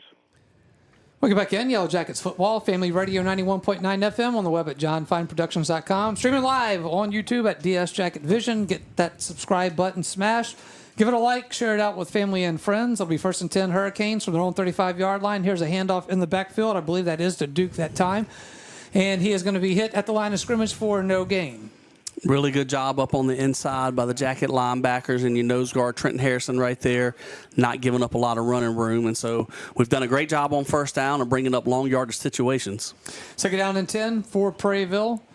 Last 10 seconds left here in this first quarter. Green drops back, looks to throw. He does, and it is incomplete. Flags come out. His intended receiver was the big tight end, Preston Ronaldo. Flags come out. Looks like this one will be against the Yellow Jackets. Yeah, play action pass right there. They had a tight end running a little corner route. Caden Anderson was trying to cover him, but was just trailing him from behind and ran up on the backside of him right there and held him up. So that's going to be interference against the Jackets. Yep, so that'll be a pass interference. It will move 15 yards for Prairieville. That will be enough to move the sticks and make it a 1st down, but we'll wait to see if they run another play here in this first quarter as the clock is. Well, will it start on that one? Well, the clock was running on the play before, so I think they are going to start it. But oddly enough, on the last drive, Prairieville kind of ran a little bit of hurry up also. They're running I formation and maybe I formation with a wing, but yet they were calling plays quickly and at the line of scrimmage and not wasting a lot of time on the last possession. Ball is right at midfield. 6 seconds left here in this first quarter. It is 1st and 10 for the Hurricanes. They're going to have a hard time flipping the field this time. On 6 seconds from midfield, it is going to be Green, quarterback keeper, gets to the Yellow Jacket 45 to the 40 and be brought down at the Denham Springs 37-yard line. Will be 1st down for the Hurricanes, but that will do it for first quarter action here from Prairieville High School. It is Denham Springs 14, Prairieville 0, and we are back after this on Yellow Jackets football.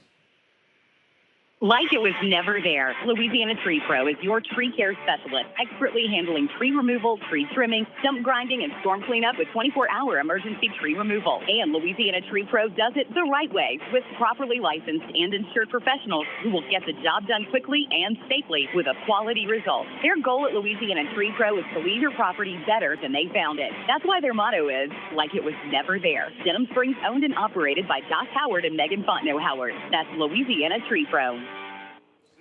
Welcome back in, Yellow Jackets football. We have played one quarter here from Prairieville High School on this Thursday night edition of Yellow Jackets football. It is Denham Springs 14, Prairieville 0, but it will be 1st and 10 for the Hurricanes. They have got to the Yellow Jacket 37-yard line now. Yeah, nice little quarterback draw right there to pick up some good yards. 13-yard run there on 1st down. So Prairieville now across the midfield and inside the Yellow Jacket 40 for the first time tonight, trying to cut this lead in half. All right, so they do flip the field now, and it will be 1st and 10. It will be Green working it on working out of the shotgun. Here is a snap. Will fake the handoff. Looks to throw. Pressure is coming. He's going to be hit and throws as he is hit. And he is hit right there by Devin Mack. And it is incomplete. Another play action pass. And they get a lot of that. They run the ball a lot, try a lot of play action passes. They don't give you as much drop back passes you would see from other people. But Devin Mack wasn't fooled on that one. He broke through the line of scrimmage and was able to hurry the throw and get a good rush. All right, so that's second down 10 for the Hurricanes from the Denham Springs 37-yard line. It will be Green out of the shotgun yet again. Sends a man in motion. Here is a snap. Gets it out into the flats. Gets to the 35, and he's going to be brought down about the 32-yard line.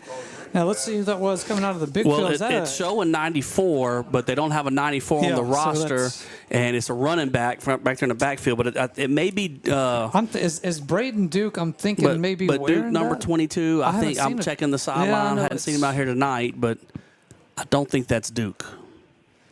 High formation on 3rd and 5 for the Hurricanes now. It is from the 32-yard line. Here is a toss in the backfield. It is to the 30-yard line. The 25 as he spins around. That is going to be Wallace on the carry for that one. And it is a first down at the Yellow Jacket 25-yard line for the Hurricanes. Yeah, they got us on that one. Just a little dive option look, and Ravius Williams bit up inside on the dive, and nobody was outside to cover the pitch guy. And it is going to be trying to go quickly here. It is going to be Wallace again as the Yellow Jackets weren't set defensively, and Wallace will be pushed out of bounds at around the 20-yard line. We'll see where they mark him down. But, the way the Yellow Jackets were trying to get set, it looked like Prairieville had moved early, but it was just Denham Springs not quite set defensively yet. As I mentioned, they're trying to go a little bit fast, even though they're an I-formation team, and they went quick, and we weren't lined up on the top side, and they got a toss around the corner on us. Second down and 2 now. It is going to be a pass middle of the field. It is going to be caught by the Hurricanes at the 18-yard line, where it will be third down now for Prairieville. Great job by Caden Allen, your inside linebacker. He was on top of it. You know who I think that may be in number 94 is senior Tayshawn Smothers. He's one of their normal running backs, and we haven't seen a number 3 out there on the field, and I think that may be who number 94 is. All right, it's going to be third down and 3, 18-yard line of Denham Springs for the Hurricanes. Here's the throw towards the end zone. It is going to be incomplete. Intended receiver that time looked to be like Chance Jackson, and it is fourth down now for Prairieville.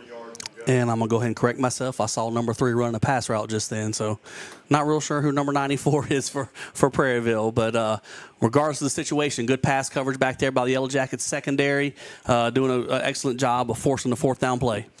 Fourth down and 3. Prairieville will go for it on 4th and 3 from the Yellow Jacket 18.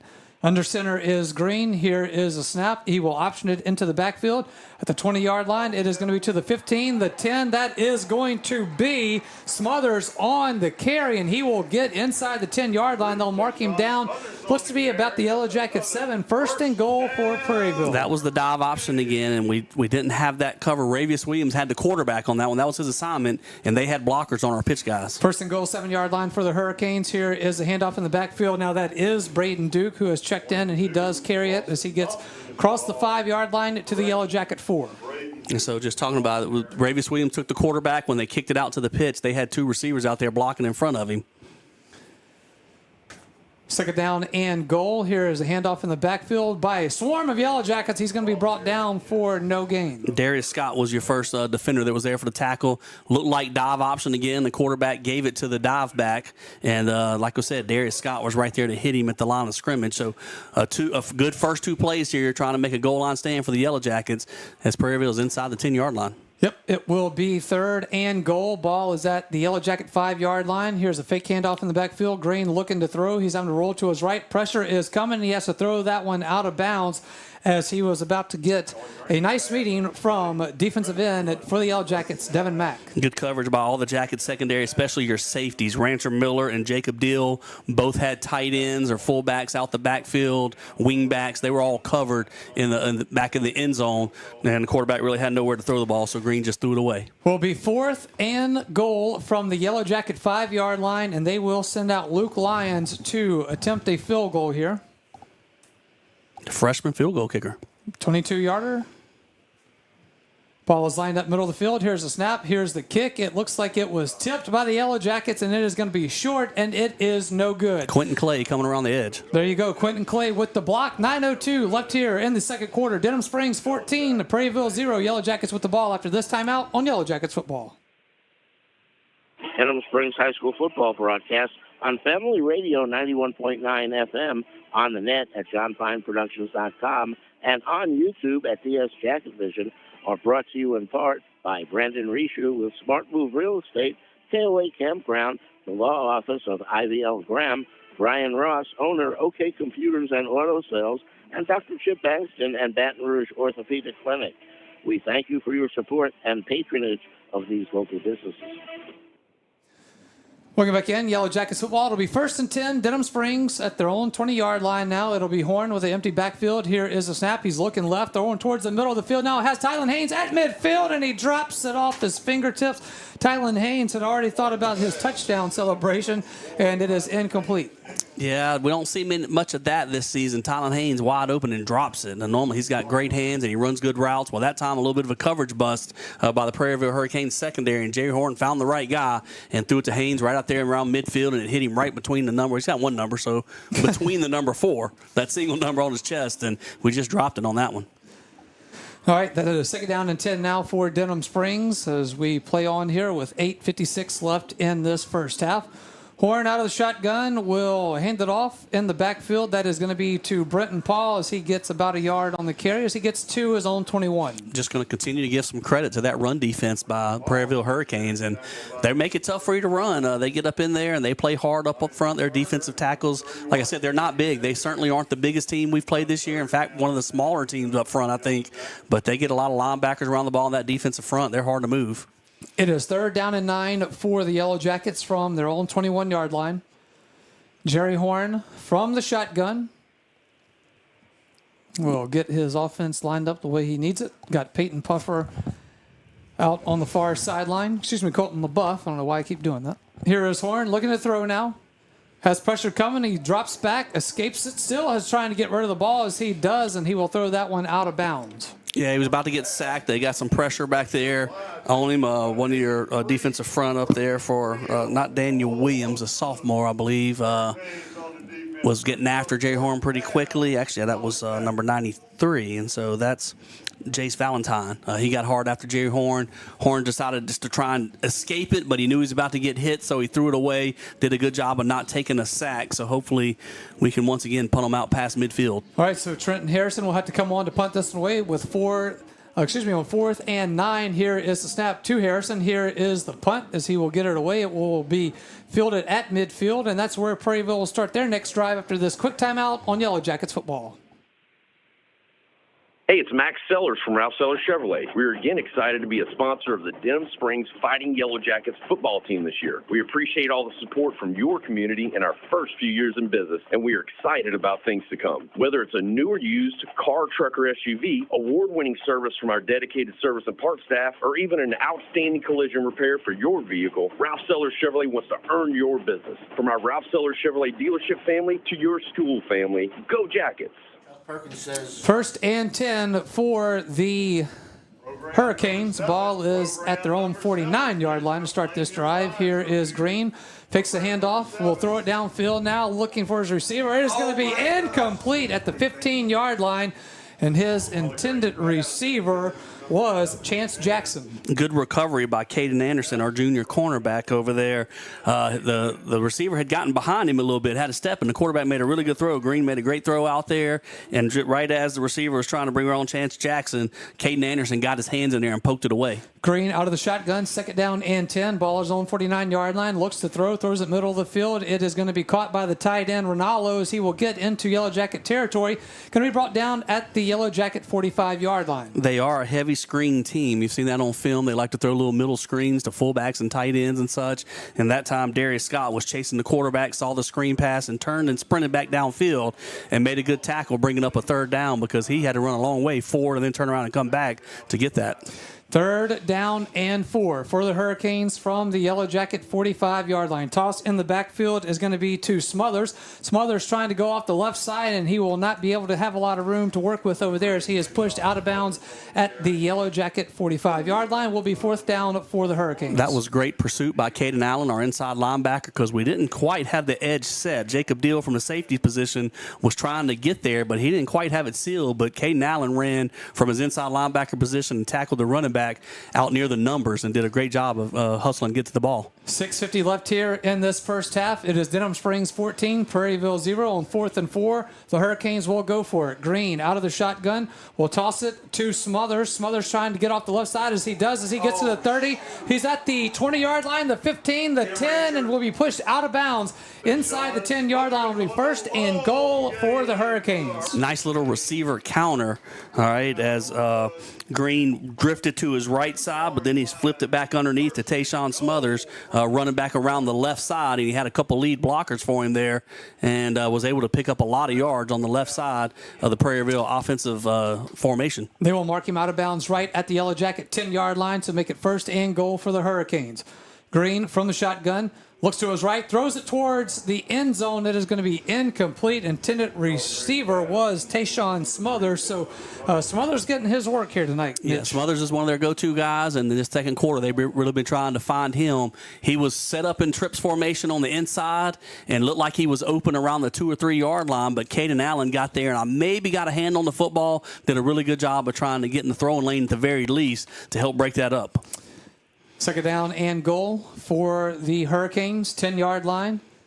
Green will go under center now. I formation. Here is a handoff to the tight end as he tries to work his way towards the goal line. He'll be brought down for about a 2-yard pickup there as he gets to the Yellow Jacket 8. Yeah, a little tight end kind of, jet sweep there, maybe a receiver sweep. He was a wing back, I believe. Branson Rogelio trying to get to the edge, but the Jacket defense had it strung out pretty well without a lot of running room. So we stopped them earlier inside the 10-yard line and held them to no points. Once again here, they've gotten inside the 10-yard line in a goal-to-go situation, but the Jackets are trying to hold them out.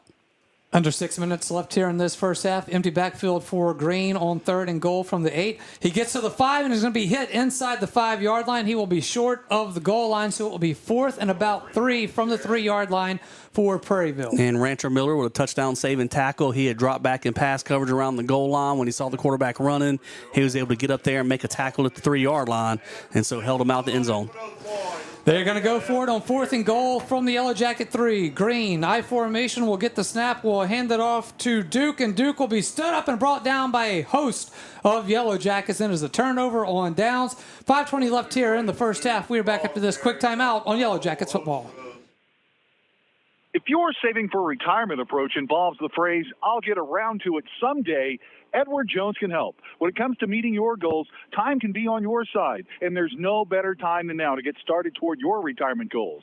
Edward Jones Financial Advisors Scott Landry and Sims White can help. Stop by their office at 179 Del Orleans. That's Scott Landry and Sims White at Edward Jones, 179 Del Orleans, right across from the post office. Edward Jones, making sense of investing. Member SIPC. We'll get back in Yellow Jackets football. Denham Springs 14, Prairieville 0. 1st and 10 for Denham Springs. Ball at their own 3-yard line. So a lot of field to work with here if you're Denham Springs. Jerry Horn will be out of the shotgun. He has 2 receivers out to the far side. Here is the snap. We'll hand it off in the backfield. That is going to be Slade Daigle, and he will get to the 9-yard line. Yellow Jackets going right at him that time. Daigle in a little bit of a pistol formation. Took the handoff quickly upfield. Not a lot of read action with the quarterback and running back. That was straight downhill running and a good positive play to move the ball out, with a good first down play. Right, talk about it in the shadow of your own end zone. They were right at their there. own 3-yard line right there, so moving it out to the 8's a good first down play. 2nd down and 5 for the Yellow Jackets. It is from their own 8-yard line. It will be Jerry Horn. That is a pistol formation again. Here is a snap. He will hand it off. That is Slade Daigle getting to the 10. Will get across the 10 as he gets to about his own 14-yard line. Looks like it will be enough for a Yellow Jackets first down. Make that a Big Mike Sports Bar and Grill Jackets first down at Big Mike's. They deliver through Grubhub or DoorDash. Good lead block by your junior offensive tackle, Christian Ferguson. Nicholson opened up a hole right there. And so very good 2 runs right there, backed up near your own end zone. And we've had some issues running the ball tonight. But right there on those 2 plays, Jackets got exactly what they needed and was able to move it out to get a little bit of breathing room. 1st and 10 for the Yellow Jackets. Their own 14-yard line. It will be Jerry Horn, 2 receivers near sideline. It is a pistol formation yet again. He will get the snap.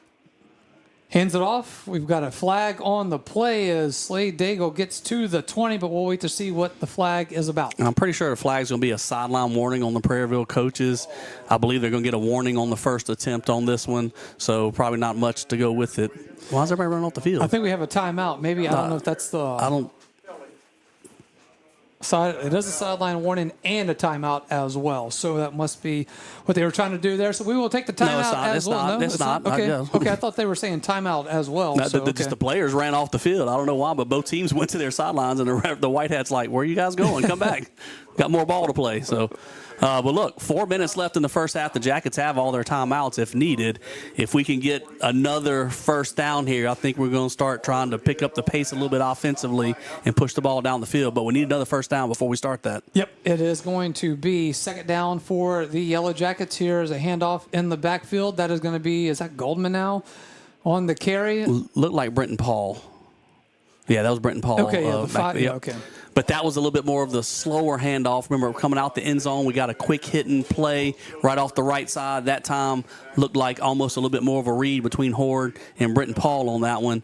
And Prairieville had a little bit more time to react to it and get up near the line of scrimmage. 3:28 left here. First half action from Prairieville. Denham Springs 14, Prairieville 0. It is 3rd and 3 from the 22-yard line. Here is the handoff. And no, that is going to be Horn going to keep it himself. So he gets across the 30 and to the 32-yard line. It is a Big Mike Sports Bar and Grill Jackets first down. At Big Mike's, you can play pool on one of the 3 pool tables. That's Big Mike Sports Bar and Grill. It's possible Brenton Paul, the tailback, got the wrong play because he looked like he was ready to take a handoff. Like you said, you look like Brenton Paul wanted a handoff, but Jerry Horn just took off and ran with it and did a good job of getting upfield quickly to get the first down. All right, so it is 1st and 10 for the Yellow Jackets. It is at their own 32-yard line. It is Jerry Horn from the shotgun, trips to the near sideline. Here is the snap. Horn looks to throw, throws it downfield, got a wide open receiver. That is going to be Gaspard. He's at the 20, 15, 10, 5, and in for the touchdown. Touchdown, Yellow Jackets. John Gaspard. John Gaspard was the middle receiver in trips formation. He just takes a simple go route right down the field. Jerry Horn read the defense and laid it out there in front of him, and Gaspard made a great catch reaching up top and sprinting the rest of the way for a touchdown. All right, started the drive at their own 3-yard line, so they made up a lot of ground on that one, and a lot of it right there by John Gaspard. That looked like 4 verticals. I mentioned if we get another first down, we may start pushing it down the field, and you get trips, and you got an inside receiver running to the opposite hash, and then Gaspard stays straight up the hash mark. That's the play that Tylen Haynes dropped earlier. Bravo to attempt the extra point. Colton LaBeouf is the holder. Here's the snap. Hold is down. Kick is up. Kick is going to be through the uprights, and the extra point is good. 2:37 left here, first half action. It is Denham Springs 21, Prairieville 0. We're back after this on Yellow Jackets football.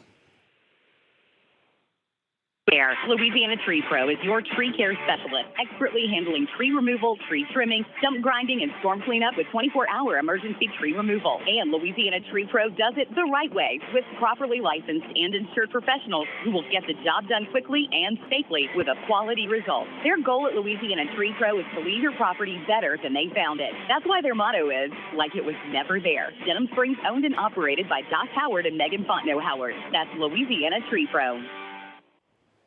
2:37 left here, second quarter for Denham Springs and Prairieville from Prairieville High School. It is Denham Springs 21, Prairieville 0. Jonathan Bravo will tee it up at the 40-yard line as he will kick this one off with a 3-touchdown lead for Denham Springs. Bravo will step up, puts foot to leather, end-over-end kick, fielded at the 25-yard line to the 30, and brought down right about the 35-yard line is going to be Detman for Prairieville. That brings us to a Brandy Robertson State Farm Insurance scoring drive. For Auto, Home, and Life, it is Brandy Robertson State Farm Insurance. Team members include Amanda Cook, Pauline Incardis, Nikki Giachetti, Jana Goins, Justin Summerall, and Christina Watson. Visit betterwithbrandy.net. Mitch, what do you got? have a 2-minute and 43-second drive. The Yellow Jackets went 97 yards, so that may be the longest drive of the year for the Jackets. I think it is, yeah. Can't have much more room to go. So 97-yard scoring drive, a 68-yard touchdown pass from Jerry Horn to John Gaspard, and with 2:37 left in the first half, the Yellow Jackets lead 21-0. And we mentioned before, Colton LaBeouf trying to put his name on that Louisiana Tree Pro Player of the Game. Well, Jerry Horn has entered the chat as that's his third touchdown pass today. 1st and 10 for the Hurricanes. Ball is at their own 35-yard line. Green will get the snap, throws it into the backfield. It is going to be back to the line of scrimmage for no gain. It looks like, trying to see, was that Wallace coming out of the backfield? Yeah, I believe it was Taj Wallace. And that was Ravius Williams, the Yellow Jacket outside linebacker, fighting off of a block and getting down low to make that tackle at the line of scrimmage. I wish we could find out who was wearing 94 for Prairieville tonight. I was trying to do it by process of elimination earlier, but I was wrong on that my first attempt. 2nd down and 10, their own 35-yard line. It is going to be a quarterback keeper by Green as he is going to be hit right there as he's brought down to the turf by Caden Allen for the Yellow Jackets. Caden Allen, a name we've called several times. So defensive players wanting to get into on that action on player of the game as well. We do have a timeout on the field. It looks like Yellow Jackets will take their first of the half. We will take it with them with a minute 55 left here. And it is Denham Springs 21, Prairieville 0. Back after this, it's Yellow Jackets football. Denham Springs High School football broadcast on Family Radio 91.9 FM, on the net at johnfineproductions.com, and on YouTube at DS Jacket Vision are brought to you in part by Den Spree, Livingston Parish Clerk of Court Jason Harris, El King Company, Danny Pauline with 5 Star Printing, Horace Wilkinson State Farm Insurance, Sport Clips, and Karam Inn. We thank you for your support and patronage of these local businesses. Welcome back in, Yellow Jackets football. A minute 55 left here in this first half. Of course, that'll be the Sunshine Cleaners halftime report coming up. We will recap this first half for you. It is going to be 3rd down and 11 for the Hurricanes. Green looking to throw it downfield as he does as the ball is up and is going to be intercepted, but there is a flag on the play. And looks like this one is going to stay with Prairieville. Looks like the flag's going to be on Jacob Deal. It's not going to be on Deal. Deal picked the pass off. That's going to be on Jaden Washington, our cornerback. Look, we had a great blitz call. We had Gaspard, James Gaspard in the face of the quarterback, so the throw kind of fluttered out there trying to get to the receiver. Jacob Deal from his safety position was ready to cut it off and pick it off, but Jaden Washington was tangled up with the receiver, and so going to wipe off the interception. Yep, we'll wipe out the interception. Will be a 15-yard penalty. They had it 3rd and 11, so the 15 yards will move the chains and make it a 1st down for the Hurricanes. Pass interference against Denham Springs on the call brings up 1st and 10 for your Hurricanes. All right, so 1st and 10 for the Hurricanes. Ball is at their own 47-yard line now. Green from the shotgun. Drops back. He's looking to throw. He throws it to his left. That is going to be caught at the Yellow Jacket 41-yard line, and that is Chance Jackson with the reception for the Hurricanes, and it should be another 1st down. And so now we called that timeout when they had 3rd and 11, hoping to get the ball back and score, but now Prairieville's moving and trying to score themselves. All right, it is going to be Green looking to throw. He gets it downfield. It's going to be at the 30-yard line, the 25, the 20, still on his feet. 15-yard line, spins around, fights all the way to the 10. That is Taj Wallace on the reception, and it is 1st and goal for the Hurricanes at the Yellow Jacket 10-yard line. Bad news is they've moved it downfield and gotten to the red zone at the 10, but the good news is they're 0 for 2 so far in scoring from the 10-yard line. Minute 21 left here in the half. It is going to be a fake toss from Green. Looks to throw. Ball is tipped at the line of scrimmage, falls to the turf, and it is 2nd and goal. That was Gaspard there again. Gaspard who ran him down and made the tackle. Rancher Miller tried to make a hit at about the 15-yard line, and the running back did a great job, Taj Wallace, of breaking that tackle and trying to move on to the end zone. But James Gaspard made the tackle, and then James Gaspard broke the pass up. All right, it is 2nd and goal. 10-yard line for the Hurricanes. Green looks to throw. He does. It is tipped at the line again. Trenton Harrison got his paws on that one. I told you they run a lot of middle screens, and that was the 3rd time today they've tried a middle screen right in the inside of the Yellow Jacket defensive line. But Trenton Harrison read it well. He broke off of his rush and got 2 hands on the ball, but just wasn't able to bring it in. All right, that makes it 3rd and goal from the Yellow Jacket 10-yard line now for the Hurricanes. 1:11 left here in this first half. It is going to be Green under center, I formation. Here is the snap. Picks the handoff, looks to throw. It is incomplete. Intended receiver was Wallace, and it is tipped by Rancher Miller. Interesting play there. It looked like a little option that they've had success on, option to the right side, but the running back wasn't there for the pitch. He turned upfield and ran a little wheel route up the sideline, and Rancher Miller had to jump up with one hand and knock it down to save the touchdown. All right, so it is 4th and goal from the 10-yard line. It will be a toss in the backfield to Wallace. Wallace going to look to throw now, and he throws it to the end zone, and it is incomplete. Turnover on downs. Less than a minute left here in this first half, and we are back after this on Yellow Jackets football. Denham Springs High School football broadcast on Family Radio 91.9 FM, on the net at johnfineproductions.com, and on YouTube at DS Jacket Vision, are brought to you in part by Denham Springs, Livingston Parish Clerk of Court Jason Harris, El King Company, Danny Pauline with 5 Star Printing, Horace Wilkinson State Farm Insurance, Sport Clips, and Karam Inn. We thank you for your support and patronage of these local businesses. All right, so it's a turnover on downs by the Hurricanes. 58 seconds left here in this first half. It is 1st and 10 for the Yellow Jackets at the 10-yard line. Their own 10-yard line to start this one. Here is Horn looking to throw downfield. He does, and it is a sliding catch by Gaspard. And then they're going to say hit the turf first? Yeah, hit the turf. I thought he got a baseball scoop under there. You know, we had Gaspard through the middle of the field, and that looks a lot like the route we ran against East Ascension and moved down the field quickly as he worked on those middle linebackers, and just Horn kind of came up short on the throw on that attempt. All right, so 2nd down and 10 from their own 10-yard line now for Jerry Horn with an empty backfield. Here is the snap as he drops back, looking to throw. He does. It is going to be incomplete and almost intercepted by Prairieville. Intended receiver that time was Peyton Puffer for the Yellow Jackets. Yeah, trying to hit Puffer on a little bit of a seam route up the right side of the Prairieville defense, but you had Jackson Myers there in pretty good coverage, and so Horn had to try to fit it on his back shoulder. It actually bounced off the shoulder pads and shot up high in the air. We were fortunate the safety wasn't able to get to it. Stops the clock at 49 seconds left here. Again, it will be the Sunshine Cleaners halftime report coming up. 3rd and 10, Yellow Jackets from their own 10. Horn rolls to his right, looks to throw. Now he's going to keep it. Now he will throw it downfield, and it is going to be incomplete on the far sideline. Intended receiver was John Gaspard. So halftime guests will be girls and boys cross-country coach for Denham Springs, Courtney Hazy.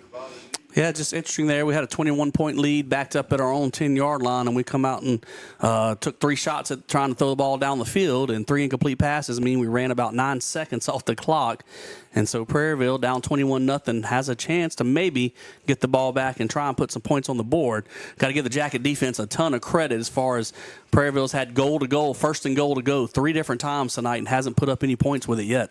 4th and 10 for the Yellow Jackets. Their own 10. Trent Harrison gets the snap. Will drop back to punt it. He does. It is a high sky punt. It is going to hit around midfield, and it will be downed by the Yellow Jackets at the 49-yard line. 1st and 10 for the Hurricanes after this timeout on Yellow Jackets football. For all your flooring and carpet needs, it's Floor Store Carpet One. At Floor Store Carpet One, they offer prompt, quality personal service. They'll take care of you right away. The Floor Store Carpet One has an extensive product line: wood, carpet, plastic laminate, ceramic tile, natural stone, countertops, and showers. The Floor Store Carpet One also carries luxury vinyl tile, which many customers rave about, serving the community since 1984. The Floor Store Carpet One, 1/2 mile from the Amite River Bridge on Florida in Denham Springs. 1st and 10 for the Hurricanes. Ball will be at the Yellow Jacket 49-yard line as Green fires it, and he will get it to his receiver, who is going to be Chance Jackson, and he will get to the 40. Where did they put him down? 37? Where's the? Right at the 40-yard line. I'm just looking at the clock. So it's going to be 2nd and short. Yeah. We punted with 41 seconds left, and now we punted the ball, and they just ran a play, and it's showing 43 seconds on the clock. Well, this shouldn't surprise you at all, Mitch. I mean, it's still got the Woodlawn clock. It isn't a game if we don't talk about the clock messed up. We aren't too far away from Woodlawn High School here. It's probably only about 4 or 5 miles, if that much, really, Prairieville to Woodlawn High School. So the clock might be on a similar electrical grid or something. All right. It will be 2nd and about 1. Am I right on that? No, it was 41 seconds when we punted, and now it's showing 43 seconds 2 plays later. Interesting. They're quick out here in Prairieville. You know, they just. Now they're down with just one timeout left. They've used 2 now, and Jacket defense going to have to make a stand to keep them off the scoreboard here before half. All right, 43 seconds left here in this first half. It is 2nd down and 1 from the Yellow Jacket 40-yard line for the Hurricanes. Charlie Green will work it from the shotgun. 2 receivers here to the near sideline. Sends a man in motion. Here is a snap. Looks to his right. Throws it. It is going to be caught in stride as he hit Braden Duke. Or are they going to say he is out of bounds and incomplete? Ravius Williams broke it up. He broke it. Caught Okay, it and looked like he maybe had a step and a half or so, but Ravius Williams hit him, knocked the ball loose, and the referee is signaling that incomplete. So great hustle. Good throw there by Green to hit him before the defense could get to him. He kind of kept it on the line and got it there before Ravius Williams was able to break it up with his hands, but he made a good hit on the ball, on the ball carrier, on the receiver, and was able to knock it loose. Makes it 3rd and 1 for the Hurricanes on the Yellow Jacket 40-yard line. 38 seconds left here in the half. Green from the shotgun again. Sends a man in motion. Here is a snap. Green looks to keep it himself as he is hit at the 40-yard line and will be brought down by a host of Yellow Jackets. But give Devin Mack some credit there. Give Darius Scott, Trenton Harrison, that defensive front, some credit there on bringing Green down. Makes Prairieville use their final timeout with 32 seconds left here. It is Denham Springs 21, Prairieville 0. We're back after this on Yellow Jackets football. For all your flooring and carpet needs, it's Floor Store Carpet One. At Floor Store Carpet One, they offer prompt, quality personal service. They'll take care of you right away. The Floor Store Carpet One has an extensive product line: wood, carpet, plastic laminate, ceramic tile, natural stone, countertops, and showers. The Floor Store Carpet One also carries luxury vinyl tile, which many customers rave about, serving the community since 1984. The Floor Store Carpet One, 1/2 mile from the Amite River Bridge on Florida in Denham Springs. It is Yellow Jackets football. It is 4th and 1 for Prairieville. They have the ball at the Yellow Jacket 40-yard line. It will be a toss in the backfield to Wallace from Green, and Wallace will get to the Yellow Jacket 36-yard line, and it is enough for a first down for the Hurricanes. Even though they picked it up there, the Jackets did a great job on 3rd and short. They thought they'd run it and get a first down and move the chains, but they didn't when they had to use their last time out. 1st and 10, 36-yard line for the Hurricanes at the Yellow Jacket 36. Here is a throw downfield. It is going to be incomplete. At about the 15-yard line, intended receiver was Taj Wallace. That was Wallace, but Caden Anderson did a great job of closing. He was sprinting through the middle of the field, and there was a small window there. Charlie Green tried to hit him, your quarterback, but Caden Anderson came over and broke it up. 2nd down and 10, Yellow Jacket 36-yard line for the Hurricanes. It will be Green. Dropping back, looking to throw, has to step up, going to keep it himself now at the 35-yard line. Gets to the 30, be tackled shy of the Yellow Jacket 25. Should stop the clock with 8 seconds left here in the half. Good job by Green at getting out of bounds, because if Gasper was able to tackle him in bounds, I'm not sure they would have had enough time to get another play off. As it stands, there's 8 seconds left, and they stand 27 yards away from the end zone. Yep, 3rd down and 1 for Prairieville. Ball is at the Yellow Jacket 27. 8 seconds left here in this half. It'll be Green out of the shotgun. We'll send a man in motion now. That is Duke. Green drops back. Pressure's coming. Rolls to his right. Being pursued. Throws it downfield, and it is going to be incomplete at the 5-yard line as time expires here from Prairieville High School. 1 half of play is in the books here, and that will send us to the Sunshine Cleaners. Halftime report brought to you by Sunshine Cleaners. At Sunshine Cleaners, they look forward to being your go-to cleaners for all of your dry cleaning and laundry needs. Sunshine Cleaners, family-owned and operated. Denham Springs, Walker, and Live Oak with locations in Baton Rouge. Denham Springs 21, Prairieville 0. We are back after this on Yellow Jackets football. Bank Plus, together with Zelle, makes it easy to send money straight from your smartphone to friends, family, the yard guy, babysitters, or millions of others with access to Zelle. So yeah, pretty much anyone. And of course, they can all send you money too. Settle that dinner tab with Zelle. It's free, fast, and secure. And right in the Bank Plus mobile app. Your bank, your plus. Learn more at bankplus.net. Member FDIC. Zelle is available to United States bank account holders only. Terms and conditions apply. Like it was never there, Louisiana Tree Pro is your tree care specialist, expertly handling tree removal, tree trimming, stump grinding, and storm cleanup with 24-hour emergency tree removal. And Louisiana Tree Pro does it the right way with properly licensed and insured professionals who will get the job done quickly and safely with a quality result. Their goal at Louisiana Tree Pro is to leave your property better than they found it. That's why their motto is, like it was never there. Denham Springs owned and operated by Doc Howard and Megan Fontenot Howard. That's Louisiana Tree Pro. You already know that State Farm agent Brandy Robertson offers great service. But what you probably didn't know is that State Farm also has surprisingly great rates on auto insurance. In fact, customers call them jaw-dropping. And the surprise isn't reserved for just some. State Farm agent Brandy Robertson has surprisingly great rates for everyone in Denham Springs. Visit betterwithbrandy.net for your surprisingly great rates today. Just be sitting down when you do. Brandy Robertson, State Farm Insurance. Like a good neighbor, State Farm is there. Individual premiums will vary by customer. All applicants subject to State Farm underwriting requirements. Peak Performance Physical Therapy is excited to announce the opening of our newest clinic location in Watson. We are located at 32871 Highway 16 at the corner of Amy Church Road and Highway 16. And don't forget about our Denham Springs Clinic located at 145 Aston Square next to Spectrum Fitness Club.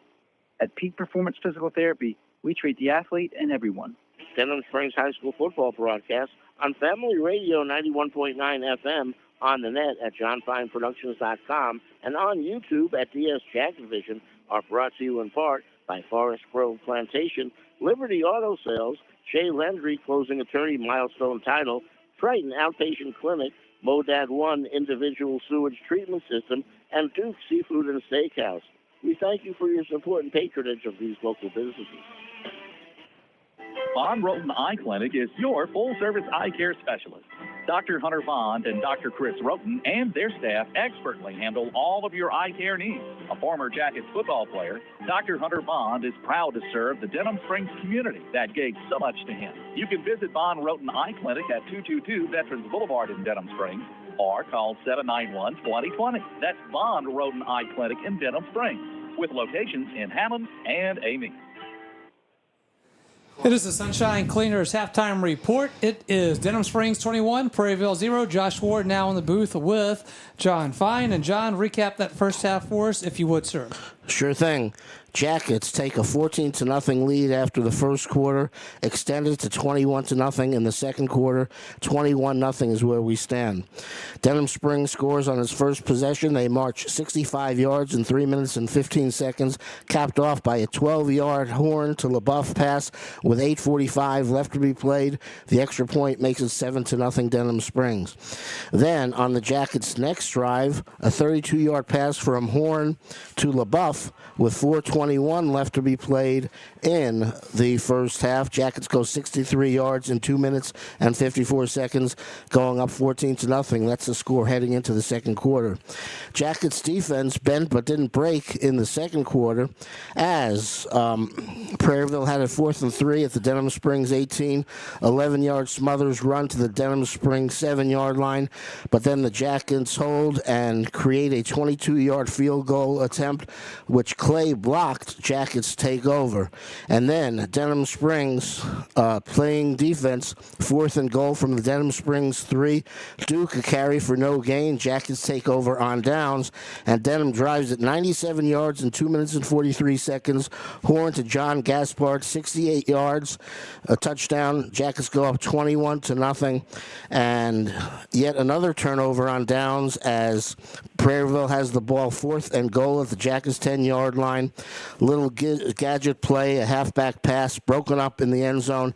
Jackets take over on down again and retain their 21-0 lead as we head into the second half. All right, thank you, John. Coming up, it will be boys and girls cross-country coach from Denham Springs, Courtney Hauser, coming up with John after this timeout on the Sunshine Cleaners halftime report. Demco believes that championing youth programs helps pave the way for a brighter future. From building the next generation of leaders with the Youth Cooperative Ambassador Program to giving students the chance to visit Washington, D.C. as part of the Rural Electric Youth Tour, our dedication is clear. At Demco, we power youth. Learn how you can participate at demco.org. That's demco.org. Your local sporting goods store in Livingston Parish for over 40 years is Sporting Center. Sporting Center has all of your Denham Springs and surrounding school shirts, caps, clothing, and fan gear. Plus, Sporting Center has all of your brand names like Adidas and Russell Athletic. And Sporting Center offers one-on-one customer service. Sporting Center does in-house monogramming, screen printing, and laser engraving. And they can handle all of your advertising, promotional, and sign shop needs. Sporting Center, 205 South Range in Denham Springs. Denham Springs High School football broadcast on Family Radio 91.9 FM, on the net at johnfineproductions.com, and on YouTube at DS Jackets Vision are brought to you in part by You Safe and Lock, David Azar Shelter Insurance Company, District Court Judge Brian Abels, Coconut Willie Zachary's, Sport Clips, and Safeway's Tattoo. We thank you for your support and patronage of these local businesses. Quick and Handy Cleaners is now Sunshine Cleaners. The name has changed, but not the same great service you've received throughout the years. Hats off to Scooter and Kay Keene for everything they've done to help the Livingston Parish community. The Moore family at Sunshine Cleaners has been in business since 1995 and looks forward to offering the same great service with the same great staff you've come to rely on. Family owned and operated, that's Sunshine Cleaners, Denham Springs, Walker, and Live Oak, and locations in Baton Rouge. Big Mike's Sports Bar and Grill has it going on. Big Mike's has burgers, steaks, seafood, pizza, salad, sides, and desserts, 37 TVs, and Big Mike's is open late after the games. Live music on the weekends, locally owned and operated by Denham Springs High School graduate Big Mike O'Neill. Check out the Denham Springs Athletics Hall of Fame at Big Mike's. Big Mike's Sports Bar and Grill, 123 Ascom Square in Denham, or delivery through Waiter or Grubhub. Do you have a go-to doctor when you're sick? Now more than ever, having a primary care provider you know and trust is essential. It's time to put your health first and schedule a visit with a North Oaks primary care provider today. From annual checkups to health screenings and everything in between, our team of providers are ready to provide the care you need to stay healthy. Call 985-230-APPT today to schedule an appointment or schedule online at northoaks.org/PCP. It is the Sunshine Sunshine Cleaners halftime report. My name is John Fine, producer of Denham Springs football broadcast. Jackets are leading Prairieville 21-0. With us now, the boys and girls cross-country coach at Denham Springs High School, Courtney Hauser. Coach, how are you tonight? I'm doing wonderful tonight. And I'm sure you're doing wonderful because you had the parish meet earlier today, and it was great goings for both the boys and the girls team. Tell us about it. Yes, we had the Denham Springs Athletic Association Livingston Parish Cross Country Championships tonight, and both our girls and boys swept. Wow. Yep. Were you surprised?